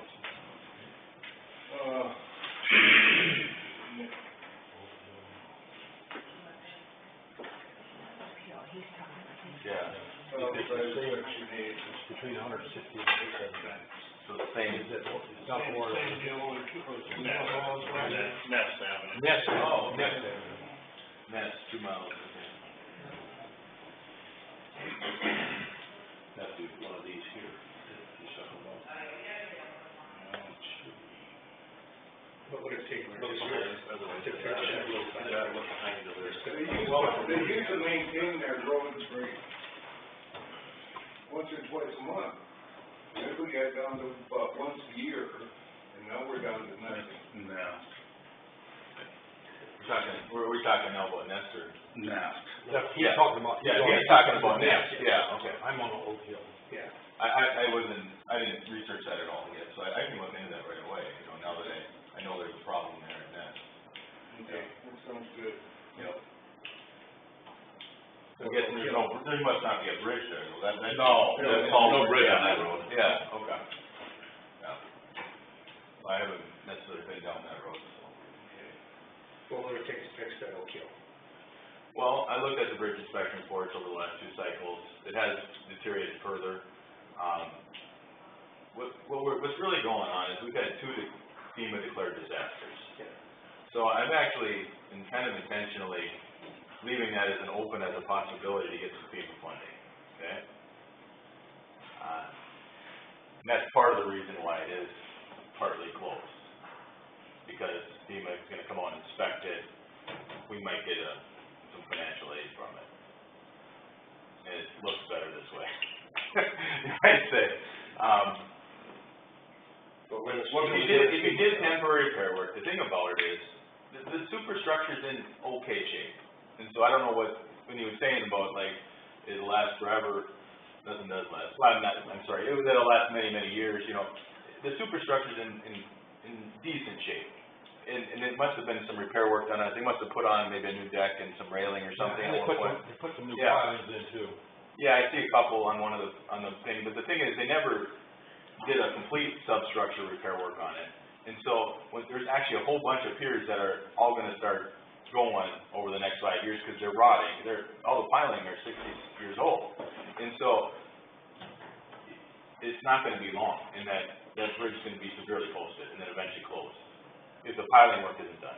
And it will always, based on its current design, it'll always be posted what he's talking about right now, because it's not designed to carry a full semi.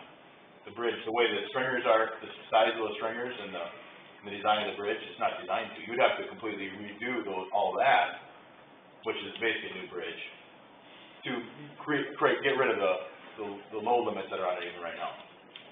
Is there too much flow, or can a guy do like a Missouri bridge, you know what I'm talking about? Well, that's the other thing, kind of a little bit working against this thing, is that this is a pretty good stream. This is the Otter Creek.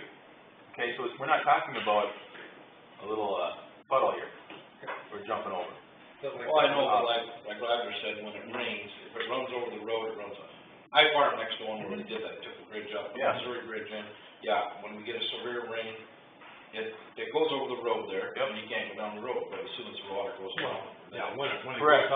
goes out of its bank. I'm not saying, I'm just wondering. If you That's South Italia too. We did, and that one's been a high maintenance, and we're actually have a FEMA claim on that, and we're gonna try to actually repair that so it's lower maintenance, you know, in the future. If they're designed properly, they can work well. If they're not, if they're kind of just thrown in, they become actually really high maintenance. And the only thing about that is, the way you're gonna do that affordably, if you're doing it with local funds, is you're gonna kind of wait until you have the right materials to utilize, that you get cheaply. Because if you go out and just buy these materials, they're not cheap to buy pipe. It starts adding up and becoming a lot of money. In fact, it'll cost more money than repairing the bridge before you know it. Well, you probably won't need any pipe. Well, he's talking about like a low water crossing. A low water crossing. This bridge could be fixed temporarily with 2 truckloads of dirt. Yeah, if you wanted to just do a temporary Use it fix, again. if you want to do a temporary fix, you can come and start bringing in dirt and packing it. The thing about it is, it's been it needs a little more work on that back, because it would be a little bit of a liability unless you did some more repair work on it. Cause it could say, it was just stuck away again, if somebody didn't know that, it'd fall through. It would take a lot just to get it fixed for now. Like I said in my email, I kind of summarized some of my thoughts about it. So, Is there a FEMA claim on this bridge? yes, exactly, there is. There's a FEMA claim right now. So then, I'm gonna take my supervisor hat off for a minute. Yeah. Because I also am in He has the same situation. I have the same situation as everybody That's right. in here. I get cows out, I gotta drive 2 miles around my section to go round them up. Yep. My level B roads are so poorly maintained with any sort of moisture, I can't get down them even without the bridge to get them planted. And I had that happen, so did my neighbors on that whole stretch of that north dirt road where I'm at, because my level B road is lower than the ditches. So I don't know where that water is supposed to go. But if you got a FEMA claim, and there's also one in on my bridge, washed out the same way as these fellas is, I would like to see the FEMA money that's awarded because of the damage to that bridge, used on that bridge, and not used somewhere else. Because you turn the claim in on that bridge, the money should go to that bridge to get it fixed. I mean, we're all taxpayers here. It's not just me using that road. There's other people using that road. There's adjoining landowners using that road. And to have to go 2 miles around the section to get anything done, and then still not be able to get access to your property because those level B roads are so poorly maintained. And it's not just minimum maintenance, it's no maintenance. I say, and it's not just these guys here. This is all over. But I'm not talking as a supervisor right now. I'm talking as a landowner as well, who also has the same problems as the rest of the folks here. And I would also like some, I'd love to have a bunch of dirt piled back in so I could get across mine as well this year, even with a 4-wheeler to get access to the north end of that road to round up cattle and do the rest of the things I need to do up there without driving 2 miles around the section. But as it is now, I have no other choice but to go 2 miles around the section to get there. So, there's gotta be some other way to do this, other than just closing it and waiting 2 years for federal money. But. Yeah, okay, so, Thank you. just so you're aware, there's 4 bridges on dirt roads that are currently closed, that are in the same predicament. There's actually a bridge that's been closed a lot longer than your bridge.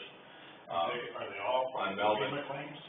No, the one that closed a long time ago, that one was completely in disarray when I got here, when it closed. I have to add one more thing before you continue. Yeah. What I've noticed in the last 20 years or so with a lot of these bridges is they were not maintained. They weren't fixed. You just kept dropping the load limits down. Mine was down to 1 ton for the weight limit on my bridge, and that goes across the Ocheed. So it's like, rather than fix it, you just keep restricting the weight, restricting the rate. At some point, you need to maintain them. The only reason they end up in the state of disrepair that they're at now is because nobody did anything with them. They just kept dropping the weight restriction limit as to what was there for the substructure to hold it. And that is not, I guess, a good use of my tax money or anybody else's, is to not maintain these things. Instead of fixing it, we're just gonna drop the weight limit down. And that's what they did on my. I'll make it real simple, is that there isn't enough tax money to pay for it, simple as that. So we can talk all day long, and so it really comes down to prioritization, what do you want to But work you're on? getting FEMA money to do it now. Just wait a second. We're gonna potentially get some FEMA money to help address some of these things, but it's not just that. I have a 100 location claim with FEMA, not just your bridge, okay? So I have like 100 locations in this county. So, it comes down to prioritization. So the question is, do I prioritize the bridge on dirt road first with taxpayer funds and leave the ones on a higher, used route for less? You know what I mean? So I just keep it real simple. And now, whether that's with local funds or with FEMA funds, it really doesn't matter. With FEMA, when they come in and, okay, there's damage to a bridge, do they pay 100% or what do they pay? No, they do not. What do they pay? They pay 75%, up to 75%. But I think we should be responsible for 25%. Theoretically, yes, absolutely, yeah. What I'm getting at though is, I have 100 claims with FEMA. So let's put this in perspective here. This is not the only bridge in the county that has had damages. And we do not have a budget to go out and deal with all this stuff. I'll tell you straight up, we do not. And if we're gonna, or else, I can tell you right now, right now, we collect a little over $1 million in taxes off of all the rural land that gets transferred to the secondary road department. If we're gonna go so extravagant as starting to deal with all this stuff, you would have to like triple my, the taxation upon the local population. It'd be ridiculous, and that's not gonna ever happen. So we're doing the best we can with the funding we have to bang this stuff out. But you have to prioritize, because if we didn't, I'm gonna have a whole bunch of roads on gravel roads and even paved roads closed or posted if we don't deal with But it. if you're talking about priorities, I'm still waiting for the bridge on A34 that is just severely undercut underneath there, and that riprap should have been in long before now. That one is And it still ongoing. hasn't been touched, so if you're talking, I don't know what the I'll tell you exactly what happened. Pete Clausen was supposed to come in and do that work, and he actually has been postponing it for the last month and a half. And it's because contractors are completely booked up and it's hard to get anything done here. And so he actually started hauling in riprap and putting it at. There's still no riprap underneath there, so Yeah. if this continues to go on and we still don't have it, we get these large rain Yeah. events, it's gonna continue to get worse, and at what point do I close that road? Because it's That road's gonna so get bad repaired. there. That one's gonna get repaired. It's just that it's been a thorn on my side too. I mean, I'm not. What can we do to help? Yeah, what can we do to help? On a larger scale, you said it's been deteriorating for years. Like Roger stated, there's nothing wrong with the bridge. Yeah. It's just your approach. Well, It don't amount to nothing. Well, Fix them. I know what you're saying, sir, but there actually is more wrong with, there's more ailments on that bridge. It's just your approach. The bridge is good. Yeah, I understand what you're saying there, that's true, the statement. You could come in and repair the back wall and maybe go down deeper and keep it from scouring out. The issue too is all the legs are bad on that bridge. But at some point, if you're at the bottom of the prioritization list, at some point, that stuff has gotta work its way up to where it's getting maintained. At some point. Yeah, In the last 20 years or so, instead of just keep lowering the weight limit on the bridge, some sort of incremental repairs as you can afford them as they work their way up the list, because the longer you wait, the worse it gets. There's a long conversation here that I could have, to describe what we're doing. We are actually making headway. We are. And it's not gonna be visual and people I don't think will understand it, but we've actually done repair work on we have about 160 bridges in this county. We've done repair work now and completely rehabilitated probably about 25 of them or more over the last 2 frickin' years, okay? So we're making headway on this stuff. And it is progressing. But I'll tell you how it's being prioritized too. I'm gonna be straight and blunt with you. It's being prioritized on the value of the structure, what our forefathers put into it, what they built us. And it's also being prioritized on like use, on how much it's utilized. And the amount of improvement. So, because the reason why is it is so much cheaper and more cost effective to maintain something that is in decent condition. If you go after the worst stuff and that's all you're gonna throw your money at down the black hole, you're gonna lose everything. You will lose everything and go bankrupt. And it's no different with our paved road system, it's the same philosophy. If you notice, like when I'm doing my chip seal program, I've been categorizing, and I've saved now the last 38 miles of this paved system for less. Why? Because no one else cared about it either for the last 50 years, you know what I mean? And that's where we're sitting at right now. And if I go out and dumped all that money into those roads first, your other roads are all gonna go to be destroyed, and those have a lot more traffic, a lot more trucks on them, and they will be destroyed if you don't deal with them.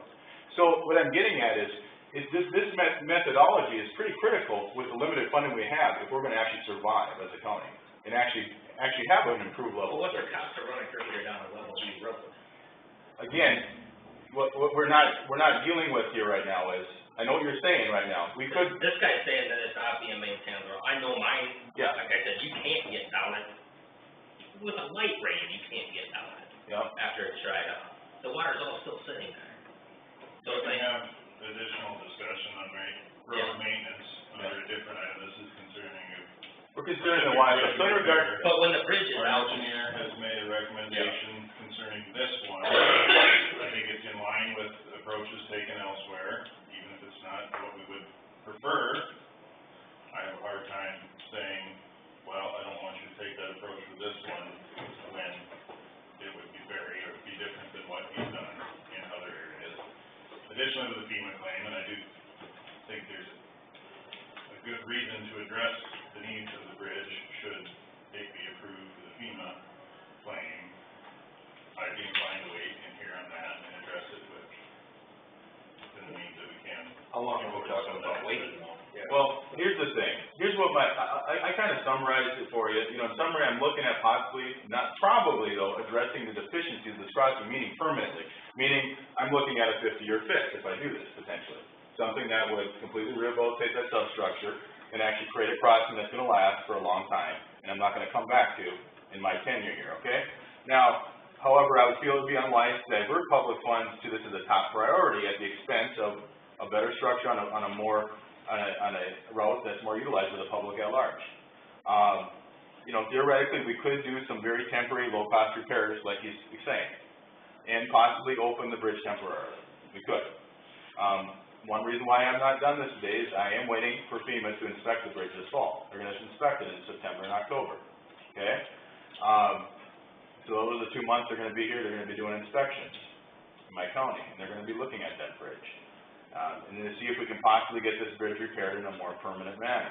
If I perform these temporary repairs, this may affect that opportunity with FEMA and also the money I get from it to help with, subsidize that basically. In regards to, even if these temporary repairs are made, I'm gonna tell the board frankly, safety will be a major concern until this bridge is properly repaired. It will be. So I do disagree to some degree, but there is actually some, substructure issues on this bridge that need to be addressed more permanently if we're gonna, from a safety standpoint too. Now, in regards to, but if we don't make the necessary repairs, the bridge is kind of doomed to be permanently closed anyways in the not too distant future. It is. Those piling underneath it have to be replaced in the near future, because it'll be just a number of years and the posting will become like 5 tons and then eventually it'll become closed. Yep. I think we made our point, and, so, I don't think it's any more necessary to talk about this anymore. I think you know the problem, and, I guess all I could say, you got a good guy out there in the road maintenance, and, let him go over it once in a while, and we gotta go to our fields, and, we'll go around the section, and, for now, but, the maintainer could go over a couple, 2-3 times a year. It wouldn't really cost any extra money. There might be another road that he wouldn't go on for one day. So I really, as far as I'm concerned, if anybody else got anything to say, go ahead, but, I think we've made our point, and, we hope that you will, look into it further. Anybody else, is that satisfactory? I just wanna thank. Question I had Yeah. is, if FEMA comes out and they award X number of dollars for that bridge, does that money have to stay with that bridge? Conceptually, maybe yes, but there's other, I don't know the whole I'm not an expert, but I know there is also things where you have a claim and actually, I think, get paid out for it. I think I've heard of that, but theoretically, yes, you'd be like, for repair work actually done, and they don't cut you a check, you actually do the stuff and they reimburse you, okay? So that's how it works. But I did hear that there is a process to actually basically get paid out as a claim. I have heard of that. I haven't been through that yet, but I have heard that there is a process for that. If we would do temporary repairs, would you guys be satisfied taking, if Aaron says what's right about the risk? You know what I'm talking about? If we temporarily repair it, are you guys satisfied taking the risk going across? Remember, this is a public world, though. This is a public road. Yeah, I understand. It's a I'm public road. talking to these guys. You can temporarily fix it and leave it closed. Yeah, Then we can, as farmers, just move the sign and use it. That's one way to do it. At your own risk. That's right. I don't know. Yeah, we can keep the road closed. If we're, yeah. I would just add that while you have these bridges closed, you can't, the landowners still need access to their property. So the rest of the roads that they need to take to get there need to be accessible. And they need to be able to have equipment go down in this fall to take stuff out. Like, I would have liked to have had access there to put stuff in this spring, but because of the condition of the road, the rest of the landowners along there were not able to do that. So if you're gonna close these bridges, you have to make the rest of the roads acceptable while they're closed, while you're waiting for the determination. And if you make them closed permanently, something's gotta be done about access to people's property on these not maintained roads. There has to, you can't landlock us out. Well, we don't do that. In fact, they're not landlocked. So what I'm getting at is, that's one reason why, that's one reason we did have a dirt road that had two bridges, and I repaired the one that was in the best shape, and the other one's still closed because of that. And it was because both of them were going at the same time, you know, and it was the ledge that rotted out on them, and they got posted so severely, they got closed. It's a One of them minimal had a good maintenance road. superstructure, even better than yours, but it was similar, I'd say it's a similar situation, except that yours is a 6-span and this is a 3-span, so it, you know, it is a little smaller crossing too. So it costs more money too to repair a bigger crossing. Yeah, no, the issue that we have is, this is not gonna be the first time, guys, this is gonna happen, okay? There's probably gonna be another 3 or 4 that are gonna close over the next 5 years. So it's just part of life here that we're dealing with. This is a real thing. There's an opportunity that I'm trying to capture on your bridge that's unique because of the flood event. And actually, after a couple months, I would look at do some more temporary repair work. I'd like to do it that way because I'd like to keep it as a live possibility that maybe we could do something and get some reimbursement there. But I can't promise you because there's a lot of stuff. There's a lot of bridges to repair in this county right now. We understand this, we Yeah. just wanted to bring to your attention, we just wanted to have, support here, and, because, well, you heard what I said earlier. At this point, I would support the engineer's approach to wait at least and see if the FEMA inspection gets done and where we stand on that. I don't want to jeopardize that being a potential participant in the process. Do you really believe How it? we can readdress it, but Do you really believe if they temporarily fill in the holes and everything, that's gonna jeopardize our FEMA money? Well, to some degree, because it actually, I think it's gonna give us a better claim amount. It really will. It will give us a nice claim amount. I mean, in this day and age, when you can take umpteen pictures. I know what you're You saying. can see what you did, it's gonna take about 2 planks underneath there and then fill it up. Now you can use it. I know what you're saying, but the issue is that I'm actually gonna do a lot more repair work than that. You know, I'm not gonna spend $3,000 to repair it temporarily, I'm gonna spend like $50,000 to deal with this, and I gotta kind of prove that and show what's going on here, and if I start covering up the work that I'm intending to do, it's just gonna make it a lot more challenging. I wouldn't be shocked, you do minimal maintenance and they say, well, you've already done it. Exactly. You don't need to consider that anymore, you're out of the loop. Yeah. I wouldn't rule that out. Yeah. I wouldn't rule anything out, you know. Yeah, I'm right. And as far as prioritization, I guess we haven't been at our levy max on rural services for years. We could have been more aggressive on addressing some of these things, and we haven't. And to make it look even more dire, the legislature now told us we can't grow our revenues by more than 2%, so we no longer have that levy capacity that we once did. We're limited in our growth, so I wanna do what we can, but we've gotta do it within the system that they've given us, so. Okay. Following the theme of the. Thanks. Thanks, guys. Yeah, thanks for coming in. Thanks.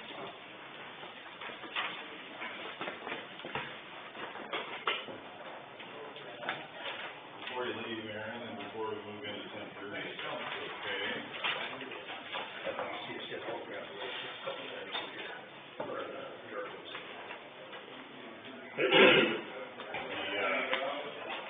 I forwarded on Aaron's intention to take vacation later this month. That is not at issue here, that's not what I'm bringing up. And looking at the amount of vacation time he has remaining for this year, taking the pending vacation off, I believe August 29th is his anniversary date. Our policy handbook, I should have it in front of me, I don't, but I'm pretty sure says that a week may be carried over. More can be granted by your supervisor if you want to carry over more than a week.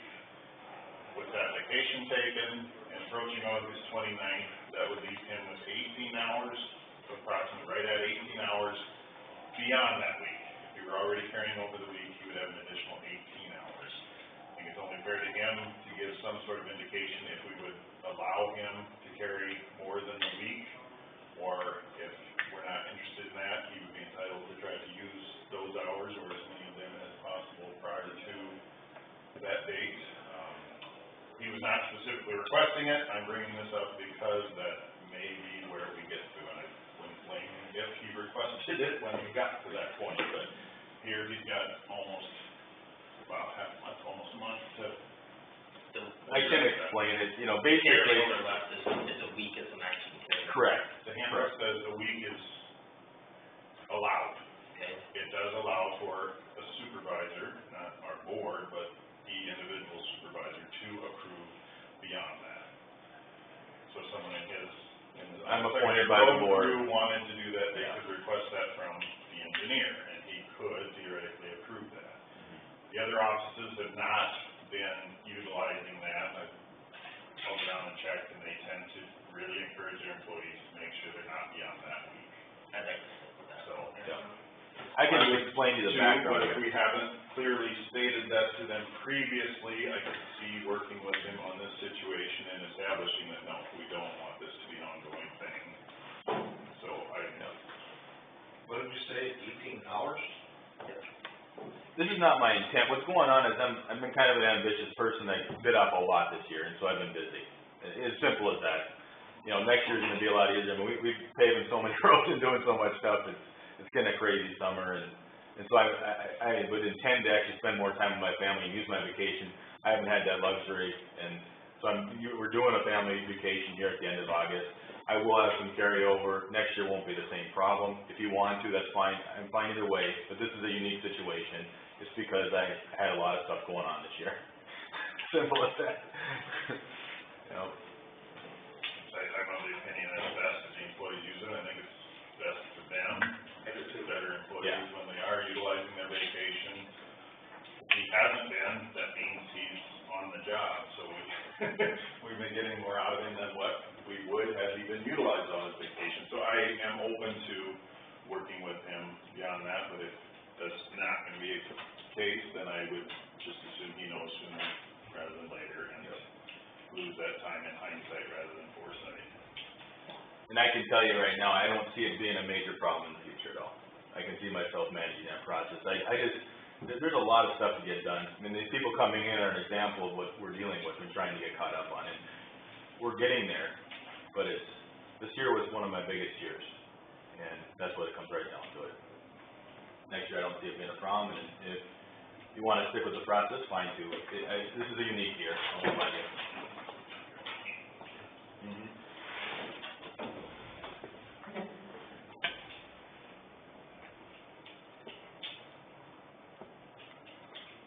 I would rather see you take a few extra days off. That's what I'm gonna try to do, I'll be honest, but it's kinda hard because there's a lot going on. I can see it happening really easy this fall. This fall will get a lot easier as we go. You've got a couple of pretty good guys working with you. I know I do, but they're in the same boat as me. Cause I've been pushing, I've been tracking the whip. Yeah, you know? But I'm okay either way, but I'd rather see the 1 week personally.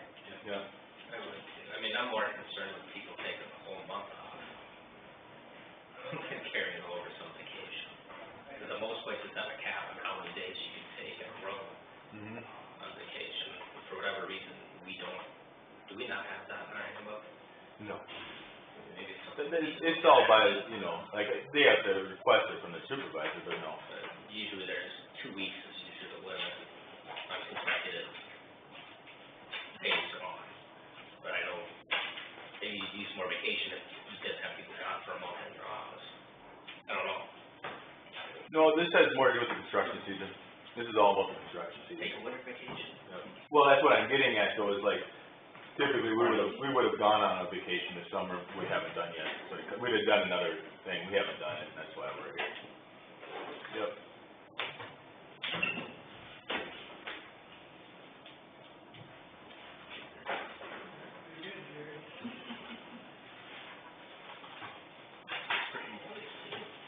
Good job.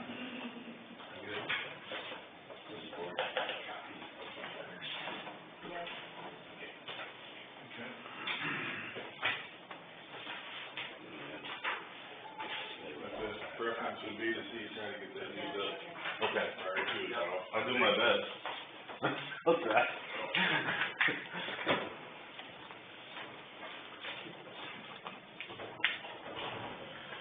Okay.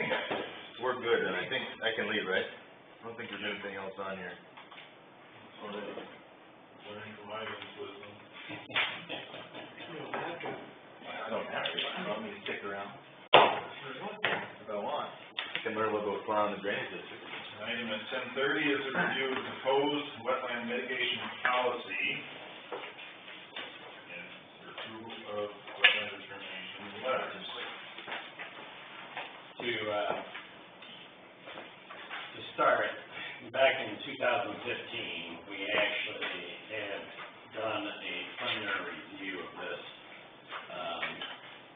policy from Calhoun County.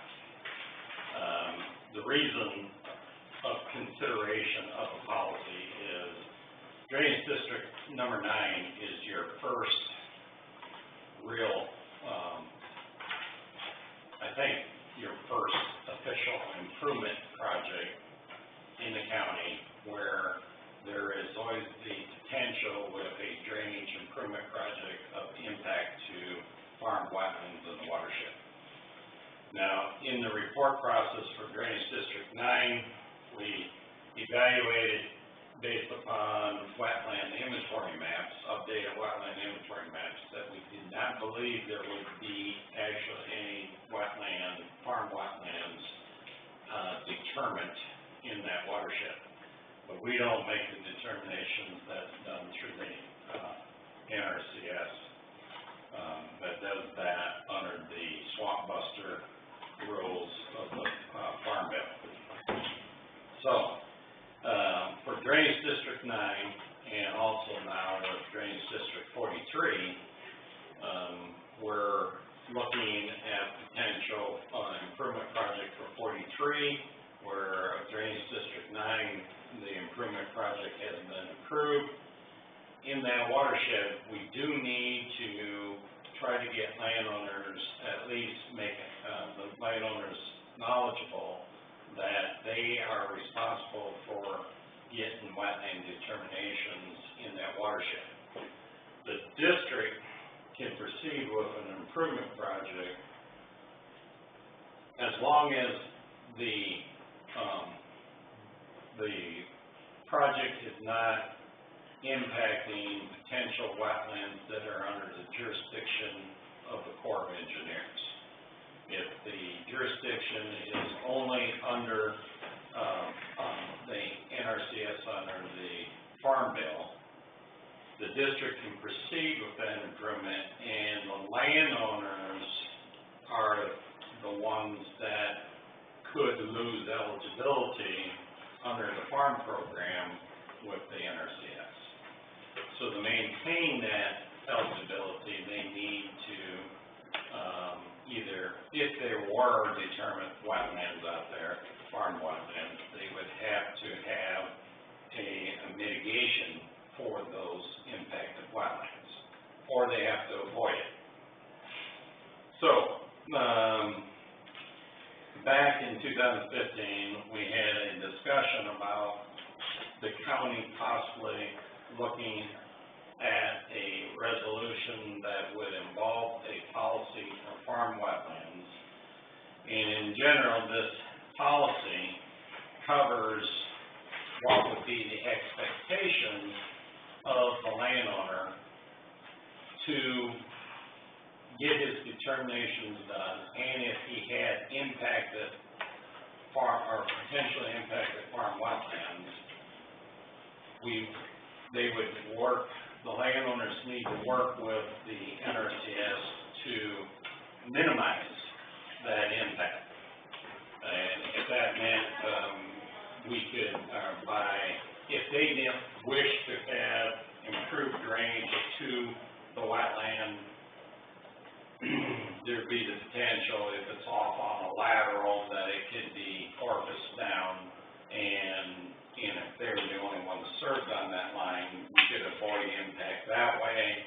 You could potentially, avoid impact with unperforated tile going, through the wetland. Those type of things could be done to minimize impact to any wetland. If the situation is such that you can't avoid the impact, then there has to be a mitigation for him to remain eligible under the farm program. This policy then would be a policy that these conditions, 1 through 5, with the conditions that you are applying for the district to cost share, in a sense, with that landowner on the mitigation for the impact of wetlands. Currently, right now, Why would it even involve the wetland? If wetland determinations are already made. all we did was review a potential wetland inventory map. It's just a inventory out there of potential farm wetland. It's not an official determination. So the landowners in Drainage District number 9 have not had, or they have not turned in determinations for their land so that we can evaluate impact. If they have had determinations, we don't have access to those without them providing. Correct. Right? Landowners, the only person that can request a determination is the landowner or his tenant. And the only person that can release that information to you as trustees for the district is the landowner. You could not walk into the NRCS office and say, we would like to determine any determinations that are done in this watershed. You couldn't ask us to go and request it. They won't give them to you. The landowner has to physically go in there and release that determination to the board, or they have to get a copy and physically bring it in and give it to you. So the letter that we are looking to send out to Drainage District 9, and then the remaining landowners in Drainage District 43 at the lower portion, 9 is completely contained in a sense in 43's boundary, but we still got lands below 9 that would also have to have determinations done too. So we're looking to send out a letter to both those landowners to get this process started. And part of what we are stating in the letter, we want to verify with the board if you're comfortable in what we're stating. Right now, the landowner theoretically needs to be educated in regard to these determinations.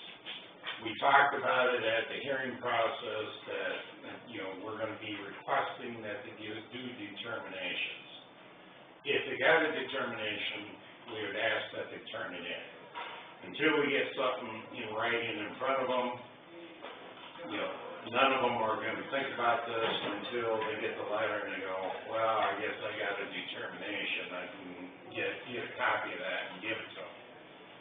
The other aspect about this in regard to the policy is moving forward, long term. You're not going to pass a policy now that you're going to necessarily, have as a resolution that's going to be in place for moving forward with Drainage District 9 and 43. However, I'm bringing this to the table because the letters are somewhat based on the future policy that you may want to consider with this resolution. Having something as a leverage, if you can't get the landowners to turn in wetland determinations or sign up for them, what's the impact of them? Well, what they have to understand is the district may be willing to cost share with them on that mitigation to help remove or help reduce the burden of the cost of this mitigation to keep them eligible. But they need to comply with some things by trying to do avoidance, working with the NRCS, turning in their tile maps and stuff to try to get as minimal mitigation acres as possible in this process. So that's what this resolution talks about. The conditions, we'll just pop through these and then we'll go over to the letter. Condition 1, if the Drainage District determines either through jurisdictional determination of the Corps of Engineer or by the opinion of Drainage District appointed engineer that the farmland land is not subject to regulation under section 404. Again, if it's regulated by the Corps of Engineers under section 404, that project has to be, the permit process and everything has to be done through the Board of Supervisors as trustees, because the Corps will hold the trustees, the engineer, everybody responsible if there's impact to a wetland that's under their jurisdiction. Drainage District 9 does not have any wetlands that are under jurisdiction of 404. 43 doesn't have any jurisdiction, wetlands under, or would have any wetlands under section 404. So, number one, I'm just going through it, is the fact that if there was anything going on that's under 404, this resolution basically says, you, the trustees, will control any mitigation process, any permitting process with the Corps of Engineers.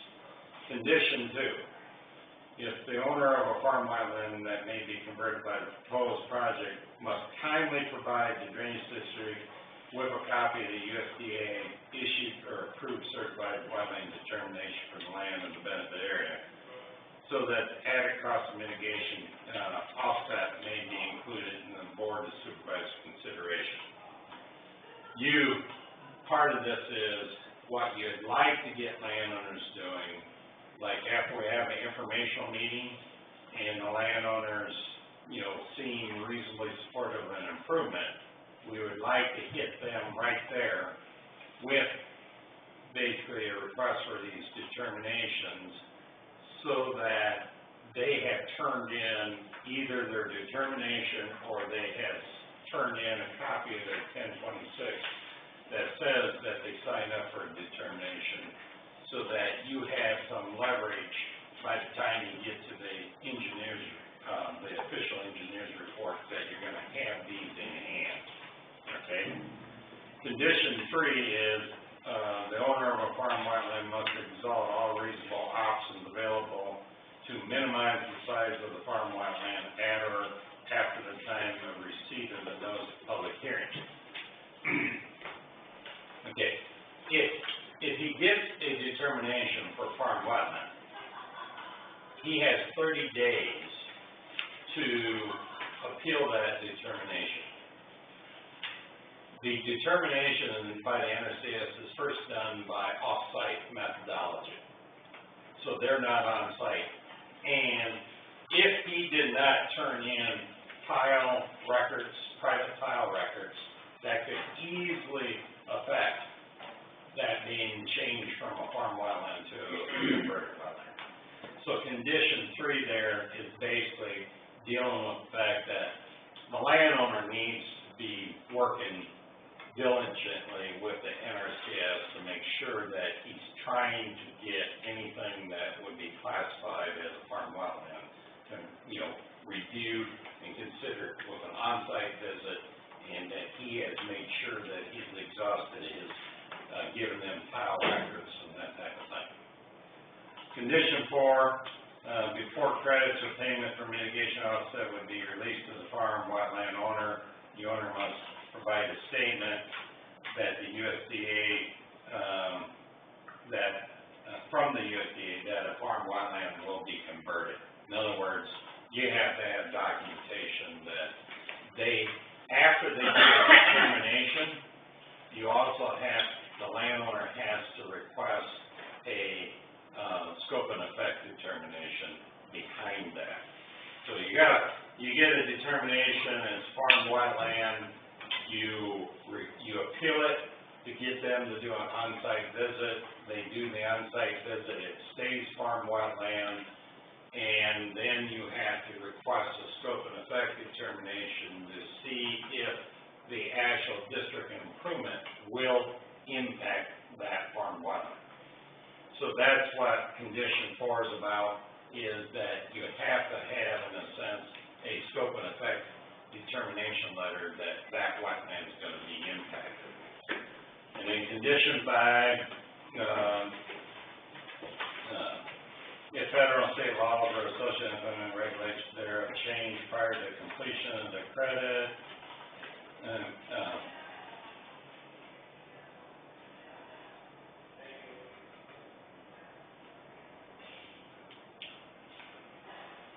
okay.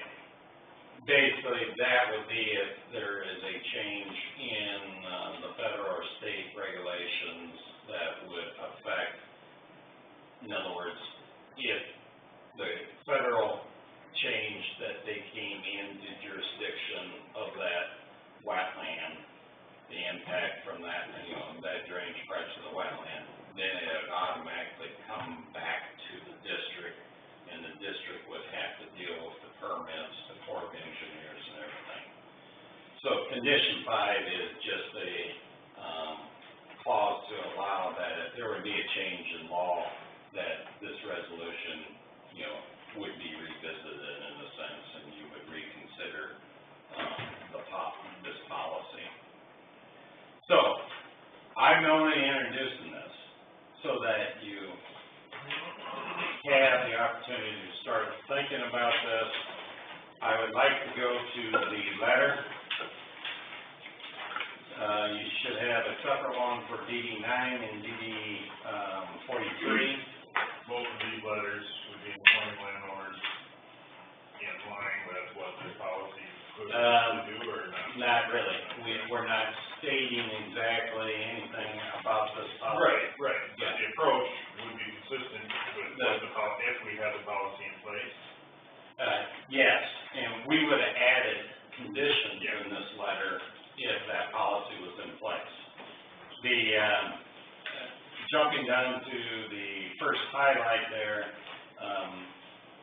because the plan, or paragraph 3, because the plan found improvement could affect farm wetland in the watershed, please be advised the Board of Supervisors acting as trustees are requesting the landowners of Drainage District 9 submit copies of their wetland determination they have for their land within the district. If you do not have a wetland determination, please request by completing a 1026 at the FSA and NRCS office and provide a copy of the 1026 to the Osceola County Auditor's Office.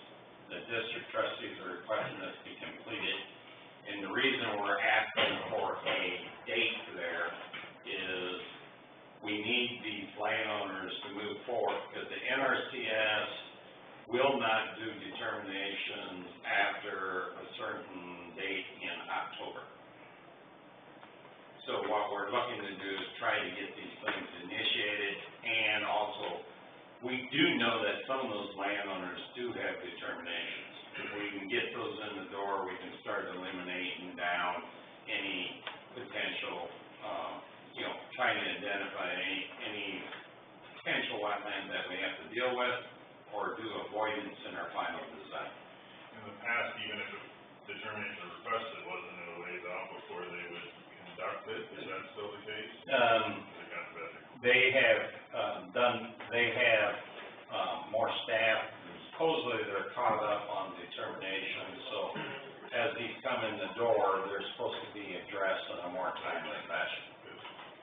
And we know that if they don't have a determination and they sign up, we know that most likely you're not going to have them turned in by, they're not going to have a determination done by September 9th, but at least you got proof that the landowner went ahead and requested the determination. Better chance of it getting done by October when they stop doing anything. Right. Okay, and then, I guess going on, we would have a map included with this, showing them the properties involved, the natural resource conservation. Here's the paragraph that we try to, let them know. It defines the project to be an improvement by the interpretation under the National Food Security Act manual. Any landowner without a certified determination completed on this property will be assumed to have manipulated wetland on this property. The NRCS can make this position that this district went forward and they didn't have determinations done, that they could be held themselves to be in violation of the Farm Bill, and basically could be held ineligible. Even if there's no no wetlands out there, they didn't get a determination to verify that there wasn't a wetland out there. That's the responsibility of the landowner, not the trustees. It's the landowner that's responsible to make sure he is trying to comply. Hold you up 1 second. The agenda shows the review of the proposed wetland mitigation policy. You explained that. Do we want to have the attorney review that and proceed with consideration of that? I think it's well worth proceeding with. Yeah. That's what you want to do, gentlemen? Sounds good. I would recommend, the engineer working with, legal counsel to review and consider a resolution for the board to consider. We can keep our county attorney in the loop as well, just as. Yeah. Advising to the board, but obviously a drainage attorney would be. Yes, Jim Kramer would be who I would be Most recommending. important as well. Yeah. Just, would you keep our county attorney in the loop? Sure. Is that? Okay, then, we'll continue to the letters portion. Okay. Thank you. And then, in the, that paragraph, we go on, the NRCS further states that without NRCS making a scope and effect determination as outlined in the Food Security Act to evaluate effects, landowner may be found ineligible for a Farm Bill program benefits, please be advised that the landowners or the tenants of the land are the only persons able to request a certified determination. Okay, then we go on into the next paragraph. The land is determined to have wetlands or farm wetlands. The district is requesting a scope and effect determination be completed as the second step in the NRCS compliance process.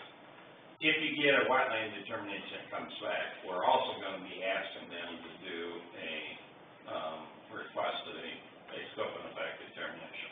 Please be advised that you are also the only person that can request a scope and effect determination necessary to evaluate if the activity of the district will affect a wetland or farm wetland on your property.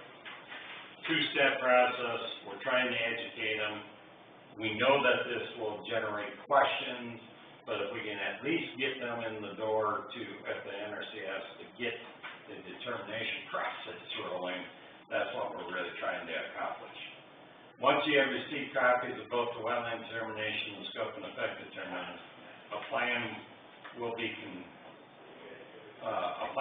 constructed either for avoidance or mitigation of these acres. Your property may not be eligible to receive any mitigation, offset credits, or payment if the certified wetland determination for the 1026 form is not submitted to the Osceola County by September 9th.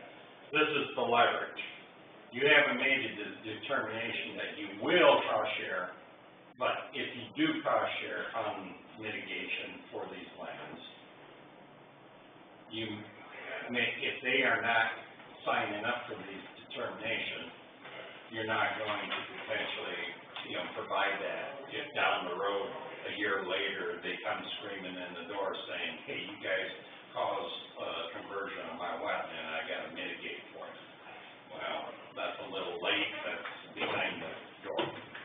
So, that is kind of the leverage without stating anything in the resolution. The resolution theoretically is the leverage that in the future that you would need, and we would put this more in concrete form saying, we will not cost share if you don't get a determination.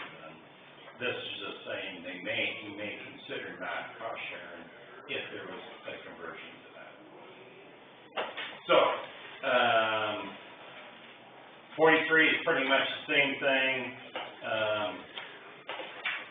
What did I do? We probably better wrap this up since we've got 11 o'clock. Okay, do you wish to just visit action on this after the hearing? Okay. Understand that could affect the understanding of the landowners of the potential landowners in 43. Okay. Address this, but. Yeah, I guess what I'm saying is 43's letter is pretty much identical except for we are stating that the board is in the process of having a, engineer's report, and there will be hearing on that report, and you are using a different date. We're asking that they turn in copies. We state that on August 27th, we'll have to get official from you, if we can file the engineer's report on the 27th, in 2 weeks at your next meeting. And then we would be asking that they turn in by September 20th, their determination or. Was there action you would want to take on this, or are you really wanting to wait, or further questions you have? I just got one question. If we're just doing the main, that's all we're doing, right? Why does all this have to be done? All we're doing is improving the main. We're not. Because the main is the outlet to all laterals, and the main's already there. It provides increased. yeah, but we know that the main is inadequate in capacity. So you could have areas that are restricted to the point that the NRCS finds them to be, they're partially drained. They're farmable on, you're trying to farm it every year, but you get drowned out on a very regular basis. That can be classified a farmed wetland. And a farmed wetland, then with the main basically relieving the laterals and everything along that drain into it, could convert a farmed wetland. If we were replacing the main at the standard that it was constructed, then this wouldn't be necessary. Because the main has increased capacity. The main, you're putting in an improved main, a main with more capacity than what the old existing one is. Would you like to approve the letters to be sent to landowners of DD 9 and DD 43?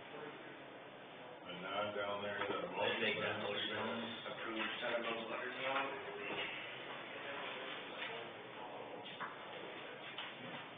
Support for that. Motion and support, Mr. Jones and Mr. DeBoer, to approve the sending of the wetland determination letters for landowners in DD 9 and DD 43. Noting that they are separate letters. Any further discussion? All those in favor signify with aye. Aye. Aye. All those opposed, same sign. All right. To delay the public hearing, now, that would be applied to 10%.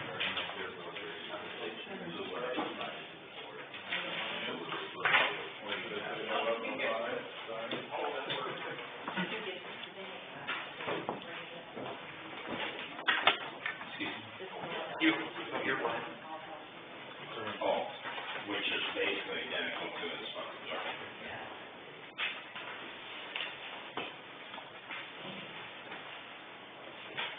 Okay.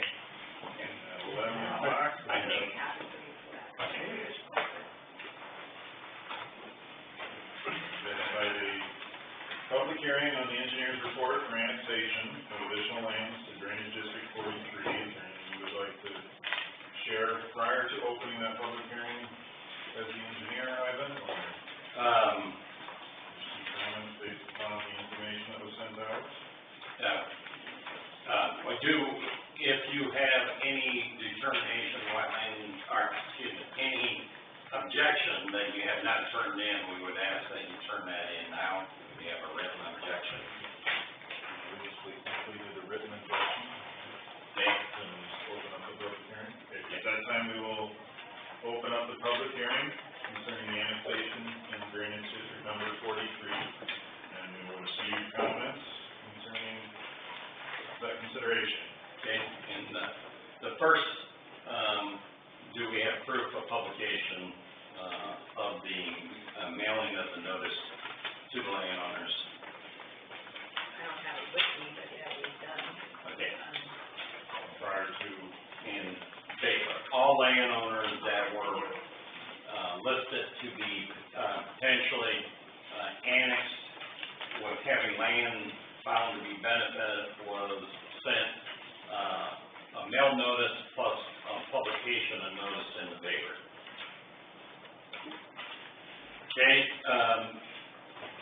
I'm also going to hand out some Can we receive public comment first, during the public hearing, or? We usually have a presentation of the engineer's report and then Part of the public hearing. Excuse me, as part of the public hearing or prior to? we would present the report and then we would ask for comment. All right. Mr. Comments briefly, while he provides his report. Okay, and, I guess, since this is the action of the district, you're open to public hearing, do you have a chairman appointed for the, public hearing on the action of the district? So typically, you have an appointment of, the chairman and secretary for the district, Grace District 43 hearing. Historically, the board chair has acted as the chairperson for the Okay, district. and as long as that's noted in the record. Then the secretary, so we would like to proceed. Okay. In regard to the, engineer's, report, I'm gonna first hand out copies to the landowners. The board has, received the full engineer's report. See this, I thought you had stapled these, these are not.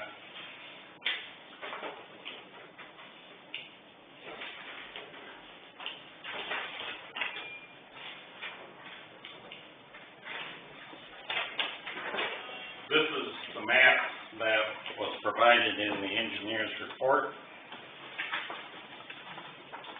with that was the listing of the annexation.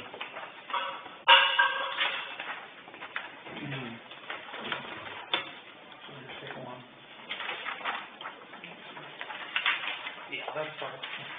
Okay, okay. Does the board have their report with them?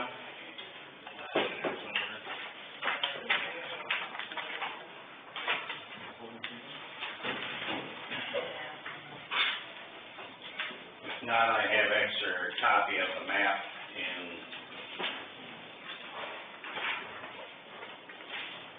I'm gonna give you this one. That is the original that's in the report itself. Okay,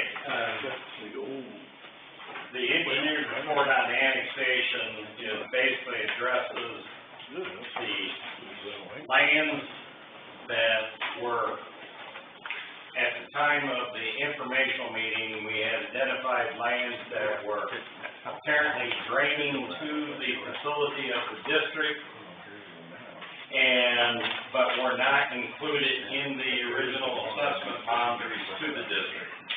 So the map that was included with the annexation report shows the properties that we were proposing were physically receiving a benefit by the fact that their surface and subsurface drainage drained to those facilities.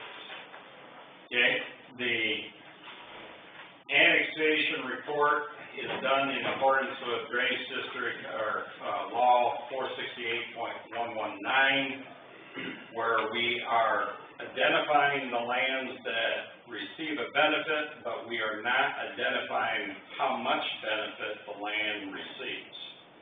That is done through reclassification. The annexation just identifies that there are lands that are physically getting a benefit by the fact of their water being cast off by surface or by subsurface draining to the facilities of the district. The listing I also handed out to the landowners a listing, the original listing in the report. That listing provided then a list of the landowners, the parcel PIN number, the legal description of the ground, and the net acres that we were computing as lands that were going to be, that number of acres that would receive benefit. In total, in our report, we had a listing of 40 parcels with 225.85 acres of land in the rural area of the district, and then we had 4.01 acres inside of the city limits of Eldendorf, and then also the county road right-of-way of 12.61 acres that would be included in annexation for a total of 242.47 acres. So, our report by map and listing provided to the landowners basically gave them where we found lands by using maps and flow paths. We basically use LiDAR surface maps that we can generate and look at the flow paths that are coming off of that land. Now, the thing that we also go to the field and try to find intakes and culverts that would allow water to go through the roads, and as we do that, then that is how we determine the overall boundary to the district as to what water is draining into the district. We'll talk about two objections after we get through this. So the report, again, provided you what we were expecting in regard to benefited lands. And these lands, again, anything that's shown in the red, these lands have not been paying assessments for any of the district facilities since the original establishment. They were not considered to be inside of the benefited boundary of the district. The annexation, again, is bringing those lands in, and if we find that we were wrong in regard to that boundary because the landowner has turned in additional information, we'll be addressing that basically in removing any of those lands that were recommended for annexation if we know that they are draining out of the district.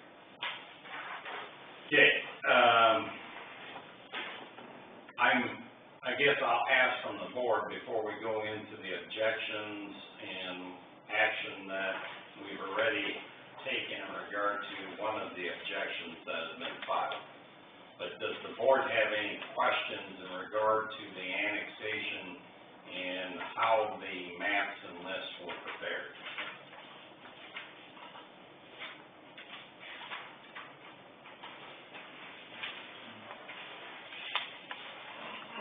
Okay, hearing none, then we had two written objections that have been three written objections that have been filed. The first objection that was brought forth, and I'm going to hand out an additional revised map. The board, I believe, has also received a copy. None of this, okay. I'm going to give you a revised map and list. We have in our packet. That's in the packet. Okay. We got it. Okay. I'm going to hand this also out to the landowners that are here.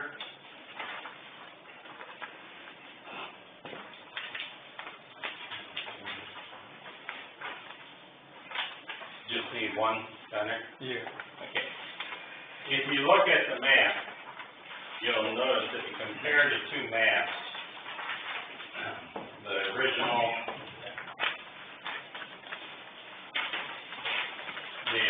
map and this map, you'll see that there is a significant area of land that was showing up in the proposed red to be annexed, that the objection was by the landowner, I'm probably not gonna pronounce that right. Deepen. Van Deepen, John Van Deepen actually made a phone call to myself. We had a discussion. He turned in a written objection, and from that objection, what we found out was that he turned in a tile map that shows that there is a tile outlet underneath the old railroad, bed that goes out to the east out of the, corner of his property. He actually said it actually outlets in the, how do you pronounce that? Langstrack property. So, one of you is the Langstrack? Langstrack, okay. And your Van, John? Yeah. Okay. With that, what we did is reviewed from the lands that we had basically that were draining into the district because we had no record of an outlet, that tile outlet under the railroad. It basically generated the fact that this map now represents all of this ground, both John, your property, and other properties here that would physically drain to that outlet. Okay? The reason it went drain that way before is because the old railroad bed acted like a dam, and there was no culverts of record through there that we could find, and we had no record of that private outlet being put in. So, the drainage that we have now done, again, we went back to flow paths and determined what drainage physically, surface-wise, will go out to that outlet and what will physically still drain into the district. So, we also provided to the Board of Supervisors, find my sheet, a listing of the parcels of land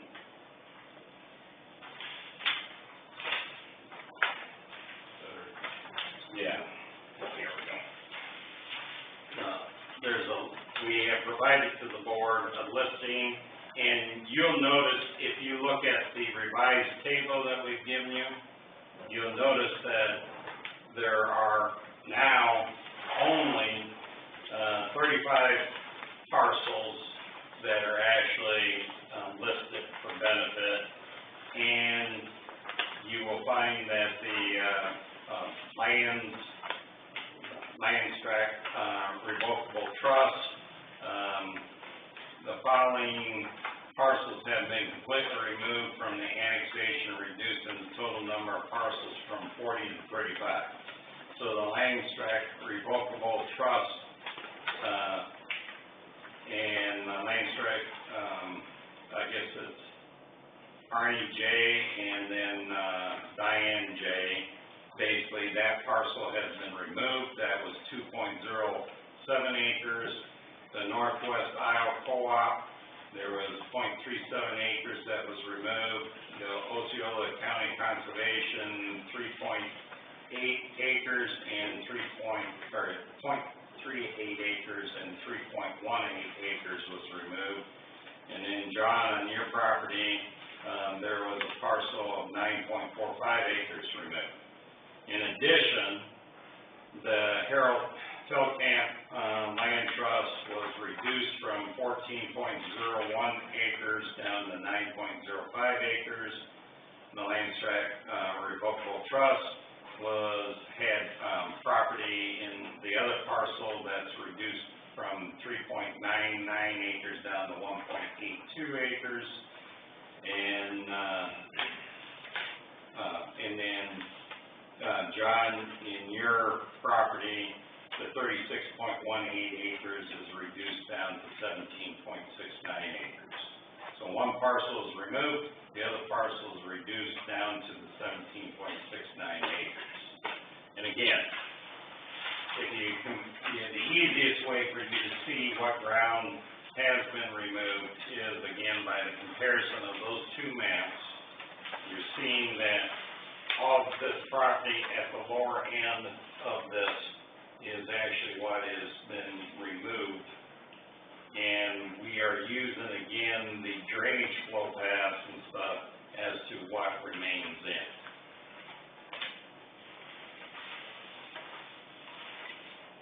Okay.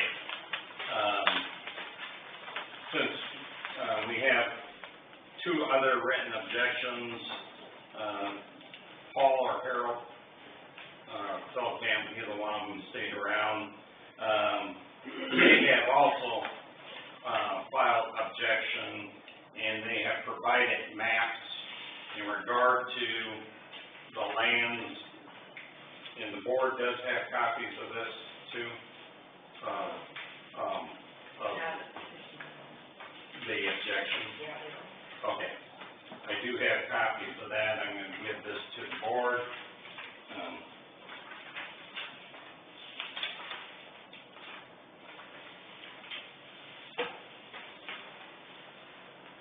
Tree on that side.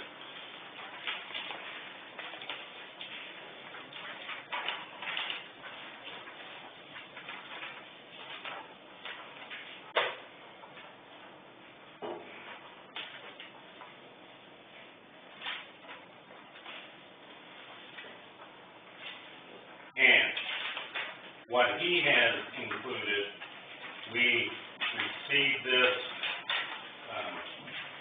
yesterday afternoon. We have reviewed their maps, and using the scaling of what they have provided on their tile records, we have evaluated on their property, which is this parcel of ground right here. They showed this tile system going out as part of their, and I should have an extra one, but I don't. I'm gonna use this one right here. So what they have provided is a map to that section, the northern part of section 10, that is showing this tile system draining out. And we never had that ground actually shown in the proposed annexation. So what we found by scale and their map that they have provided, that our proposed annexation area is basically matching up correctly with what their map is. The only land that was involved with a change would have been from the outlet under the railroad track, which removed some of the land in that, gets the proper description, some of the land in the, Harold, Feldkamp, trust in the, give the right description here, in the southeast of the northwest of section 10. There would have been, on that listing that we were reading from before,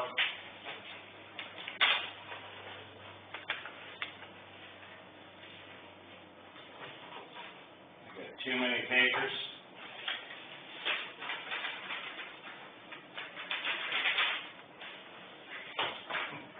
The Harold Feldkamp property, the acres were reduced from 14.10 acres down to 9.05 acres. So that lower portion that would physically surface drain back out to the tile outlet under the railroad bed is what we find, and that in regard to their objections and their submittal of the tile maps, basically the objection is, request that the land that has been drained through other outlets and due to the are due to be annexed in the 94 be excluded as shown on the tile map submitted. So what we did is reconfirm the boundary of what we found with change with John, with your objection, that we had taken the lands that drained through that outlet off of the Harold Feldkamp properties. So, without neither Paul or Harold here, what we find is, based upon their maps, that the revised annexation plat that we have provided to the board is correct with their tile maps. And what we would recommend here in regard to both objections, that we, the objections have been accepted, and the engineer has corrected the boundary of the annexation with this amended map and list. And so you're accepting the objections and that they're being addressed through a revised plat and listing of properties to be annexed.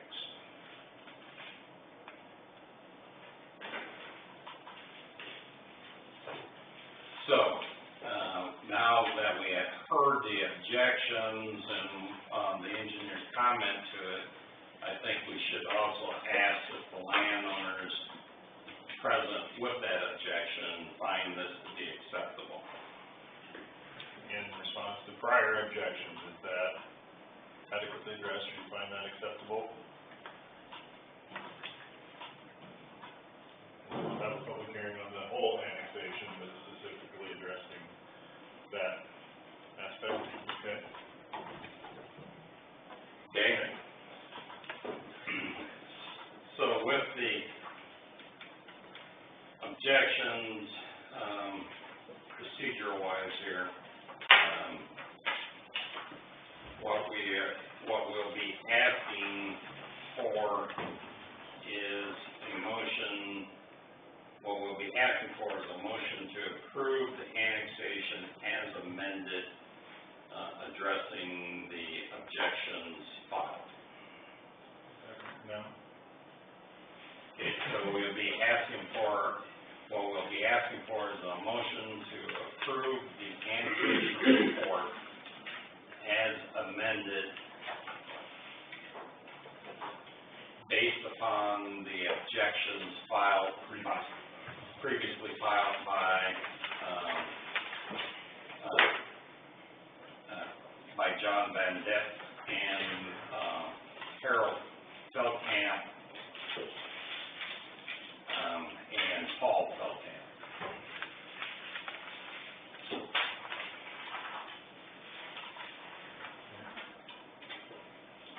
Would like to open up to public comment even in. Yes. This. Okay. You should take the public comment before the. Correct. Yeah. That is the action we would be considering. We will open up to public comments, objections, anything you guys will submit in response to the updates as presented here. You just said Feldkamp and Van should add Langstra there then too, right? I just didn't have you written when you told me just to show. Okay, well,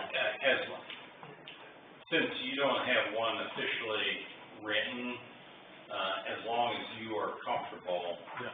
The results were affected by what was Right. brought to our attention. As long as you are comfortable, that's why I said you didn't need to, file one.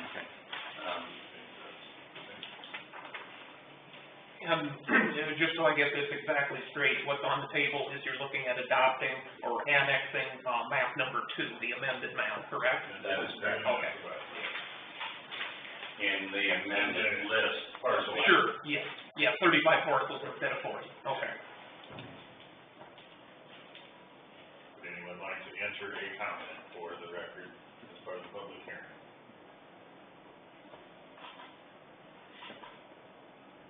Everyone content with closing the public hearing portion and then consider the action that was recommended by the engineer? We would be using the updated maps, the updated parcel lists, based upon the prior objections and information received.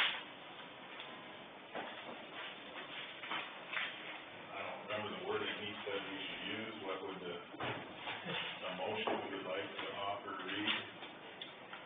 the annexation as amended for based on objection previously filed by, John and Ethan and Paul. Yeah.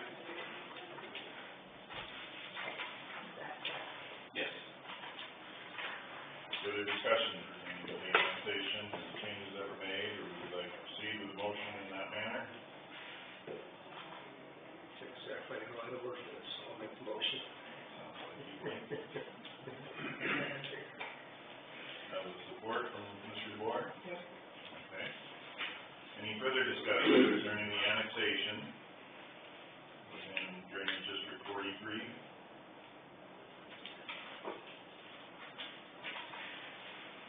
Hearing none, and I will ask for those in favor of approving the annexation report and the annexation of the additional land, signify with aye. Aye. All those opposed, same sign. We have annexation approved. For the information for the landowners, that are present, we're looking to file the engineer's report on August 27th. Need to confirm with the board if that date is available for us to file a report.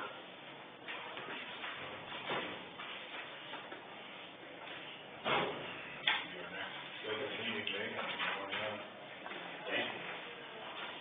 And then there would be a public hearing on the engineer's report that has to be scheduled a minimum of 40 days out. Okay? And again, that report is addressing, based upon the informational meeting that was held, to install a parallel relief line adjacent to the existing tile main of DD 43. The relief line, in conjunction with the existing main, would have the capacity for the improved system coming from Drainage District 9. We will have the updated cost estimate for that option. We will also include in the report the other options that were reviewed in the preliminary engineer's report that was reviewed at the informational meeting. So just letting you know where we're at with that. Our maps and everything for the engineer's report obviously will be updated and corrected to this annexation plat map, that the revised one that was submitted.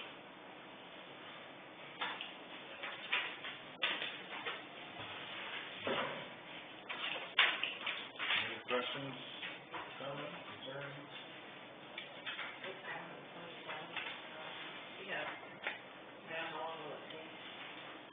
I would recommend a half an hour, that way we can thoroughly review the recommendations in that. 9 o'clock and available at 11 o'clock. We could make either work, 11 o'clock is probably, if that works for you, then you wouldn't have any, if that's the end of your meeting, then you wouldn't run into any. Then you have free reign. Then you got free reign. You said a half hour. I think, a half an hour will be plenty, but, if you're running a little late with other stuff, it would be fine.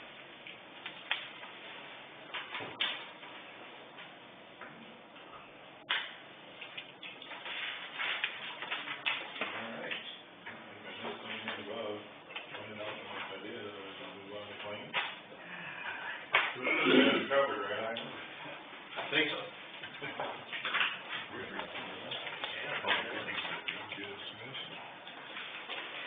I was there, goodbye. Are we going out? Yeah. Dessert, what's the main course? Yeah, thank you, Jeff. Thank you all. If you want any additional maps, I got them. Oh, okay. Is this?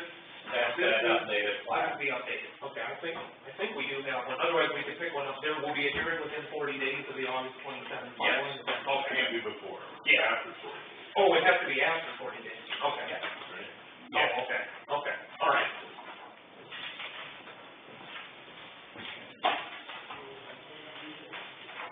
Get out of the board's hair.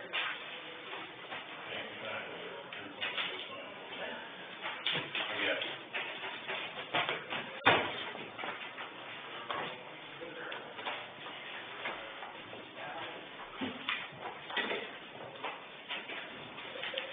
Michelle, I'm gonna stop next door and talk to Sheila and Danny in regard to, mailing for this letter. If we provided the letter and maps, would it make sense for you guys to do the mailing Yeah, there? that's fine. And then that's all, Oh, did I, did you count the original? yes, I will dig that out next door. That's fine, as long as we have it. Okay. Thank you. Thank you.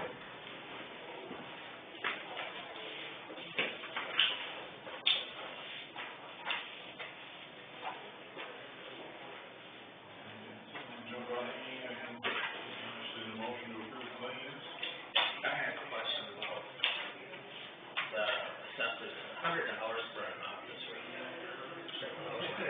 Why are we buying a radio for jobs? If you wanna bring your personal radio into listen, that's great, there's internet radio that you bring on your computer. But I don't, we don't buy radios for the secondary road crew for their shops, you buy them for somebody else's office. This is a claim, Boise Wave radio, I don't know what that is. They're a lot cheaper radio we get too. Yeah. Old wave radio. I don't know, we have a weather radio in our office, it's an AM. I have no idea. It's an AM, radio. I don't think that we should be buying personal radios for the office. Yeah, baseball games, whatever you feel like listening to in the office. And that's not an actual receipt. No. Is this the maid or just? I have no idea. But What's last name? he bought it from somebody else. Yeah. What's her name? What's her name? Oh, yeah. So that's not him. If you bought a used radio for $100 for your office, I don't know that. I don't know if that would have been I agree. Yeah, I mean, if you wanna listen to a radio at your desk, feel free to bring anything you wanna bring in to listen to.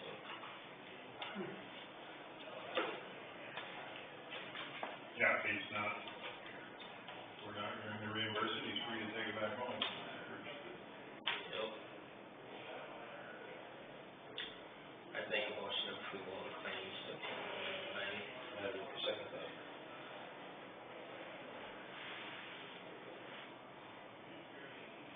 I don't even know that, our auditor. Oh, the whole, I don't even know if that passes as a receipt. I would certainly question the receipt, if offices were to provide a radio, I guess I can see that, I don't know if it needs to be a Bose, and I don't think it needs to be bought on Craigslist. No. However, it was there.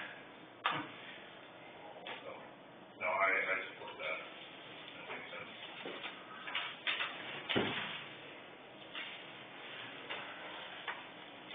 Then, we have a motion to approve the claims excluding claim 249, any further discussion?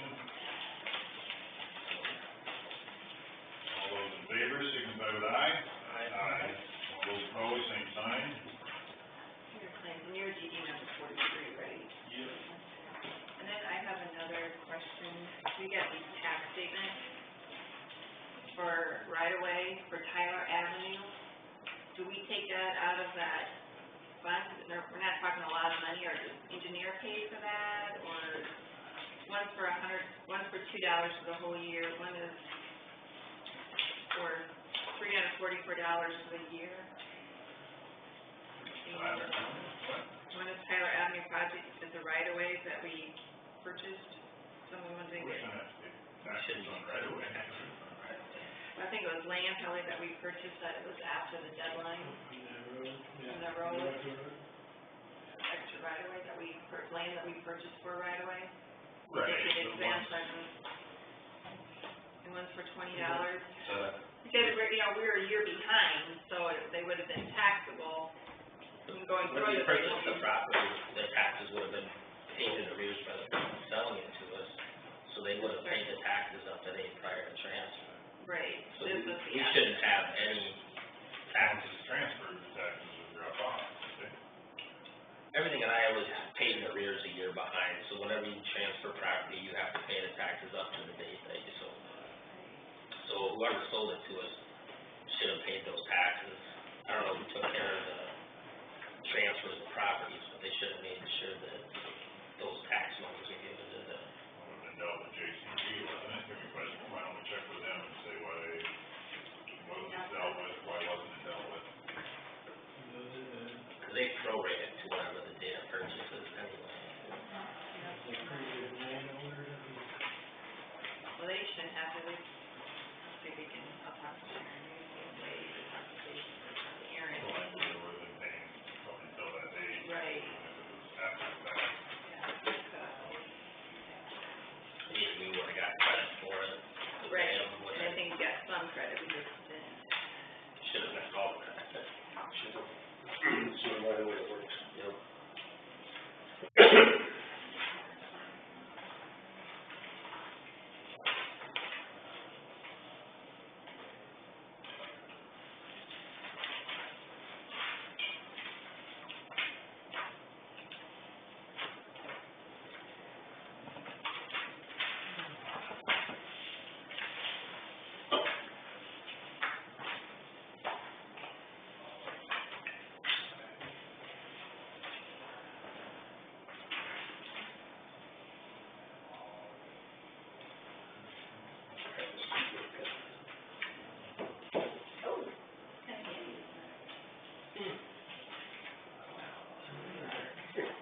Right.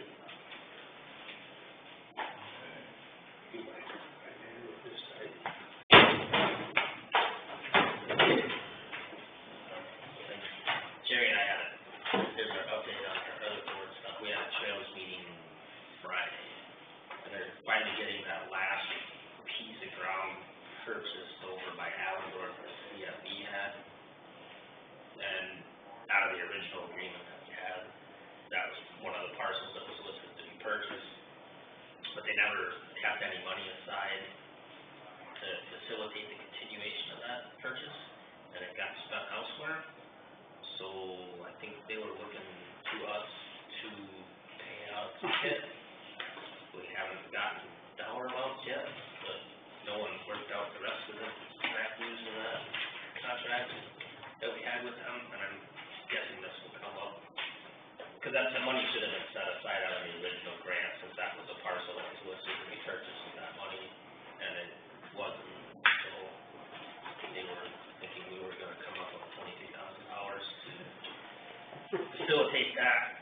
So as soon as they get that finished up and we get some numbers together, I'm just gonna kick it upstairs to Bowen and let him review the contract for. And as far as the new 2080, we're just gonna continue as for now until we're years away from ever doing anything anyway, so.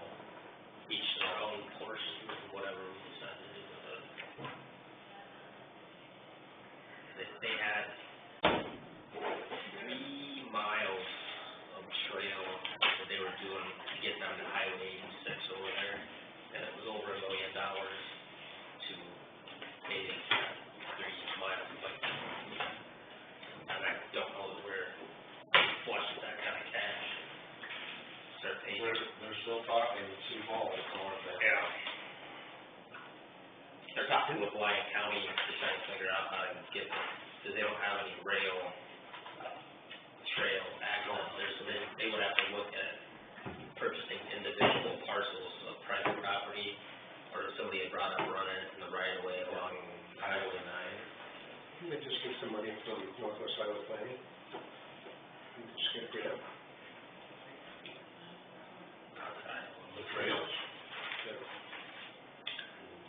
extension, that's Don't quote me on that either. I'm not sure. I don't know. So, yeah, it's kind of status quo, except for the land by CLU.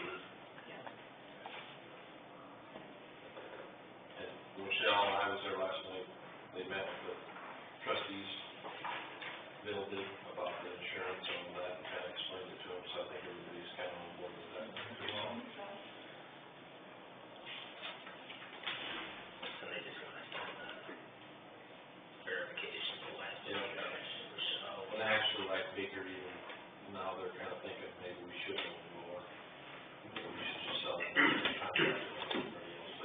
I'm not sure they'll do that. A lot easier. I think that's the only one that's owns their own equipment. Well, it was Kevin, uses his own. Kenny, yeah, and then whoever bought, there's the other one. Yeah. Acres, I think he said, People take a lot of better care of the stuff that failed, but yeah. But they were pretty receptive to it, they understood. good. And tell you all day I was gonna make that, and I forgot to do that. Got home, got it my son's birthday party, focus, and didn't make it home. Thanks for going, Jerry. Well, she probably didn't think anything was gonna show up. Yeah. They called her in. I was on, we were on vacation, I got home about 6. We had an anniversary yesterday, so that's my day was taken care of. They replaced the lights in the ambulance garage, all the lights, we didn't have a fire. Yeah, it was melting and sparks were flying, so we're very fortunate that. New LED lights? Yeah. Maybe we were, maybe we weren't. Depending.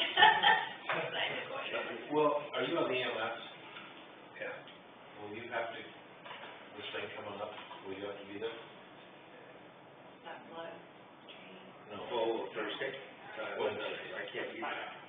Well, I got like safety, but I will be there with the fire department, so I don't know, is there something I need to know?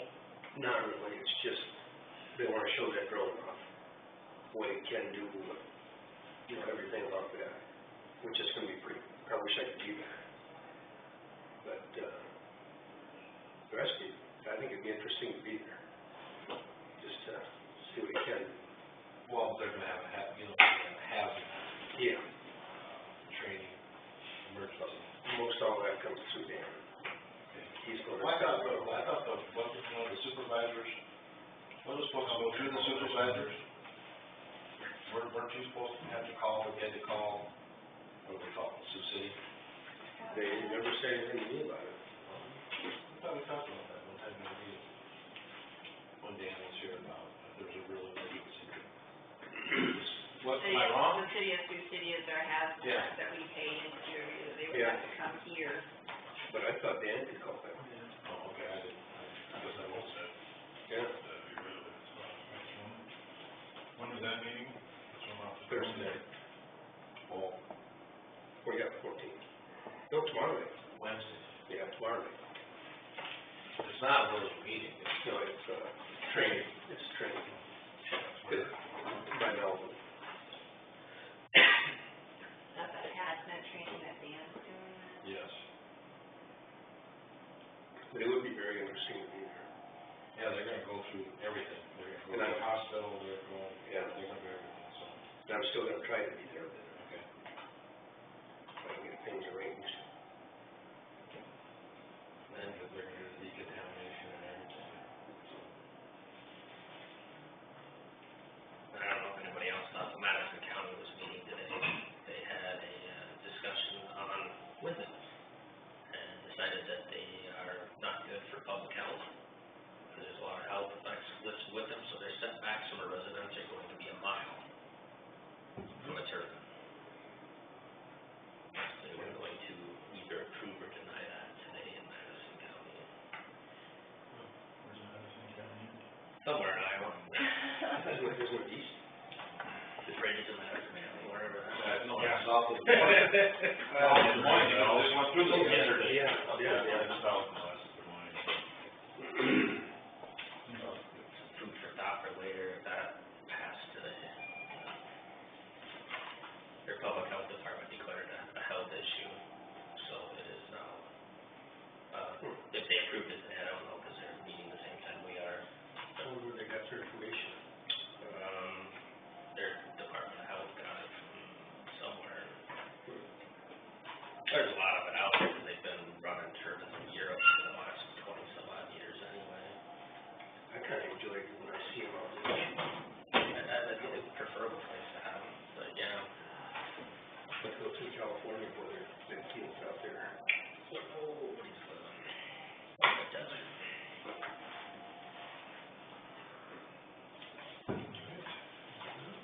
Further? Motion to adjourn, you got it. Mr. Bourne, motion to adjourn, Mr. Jones, to discussion. All those in favor, signify with aye.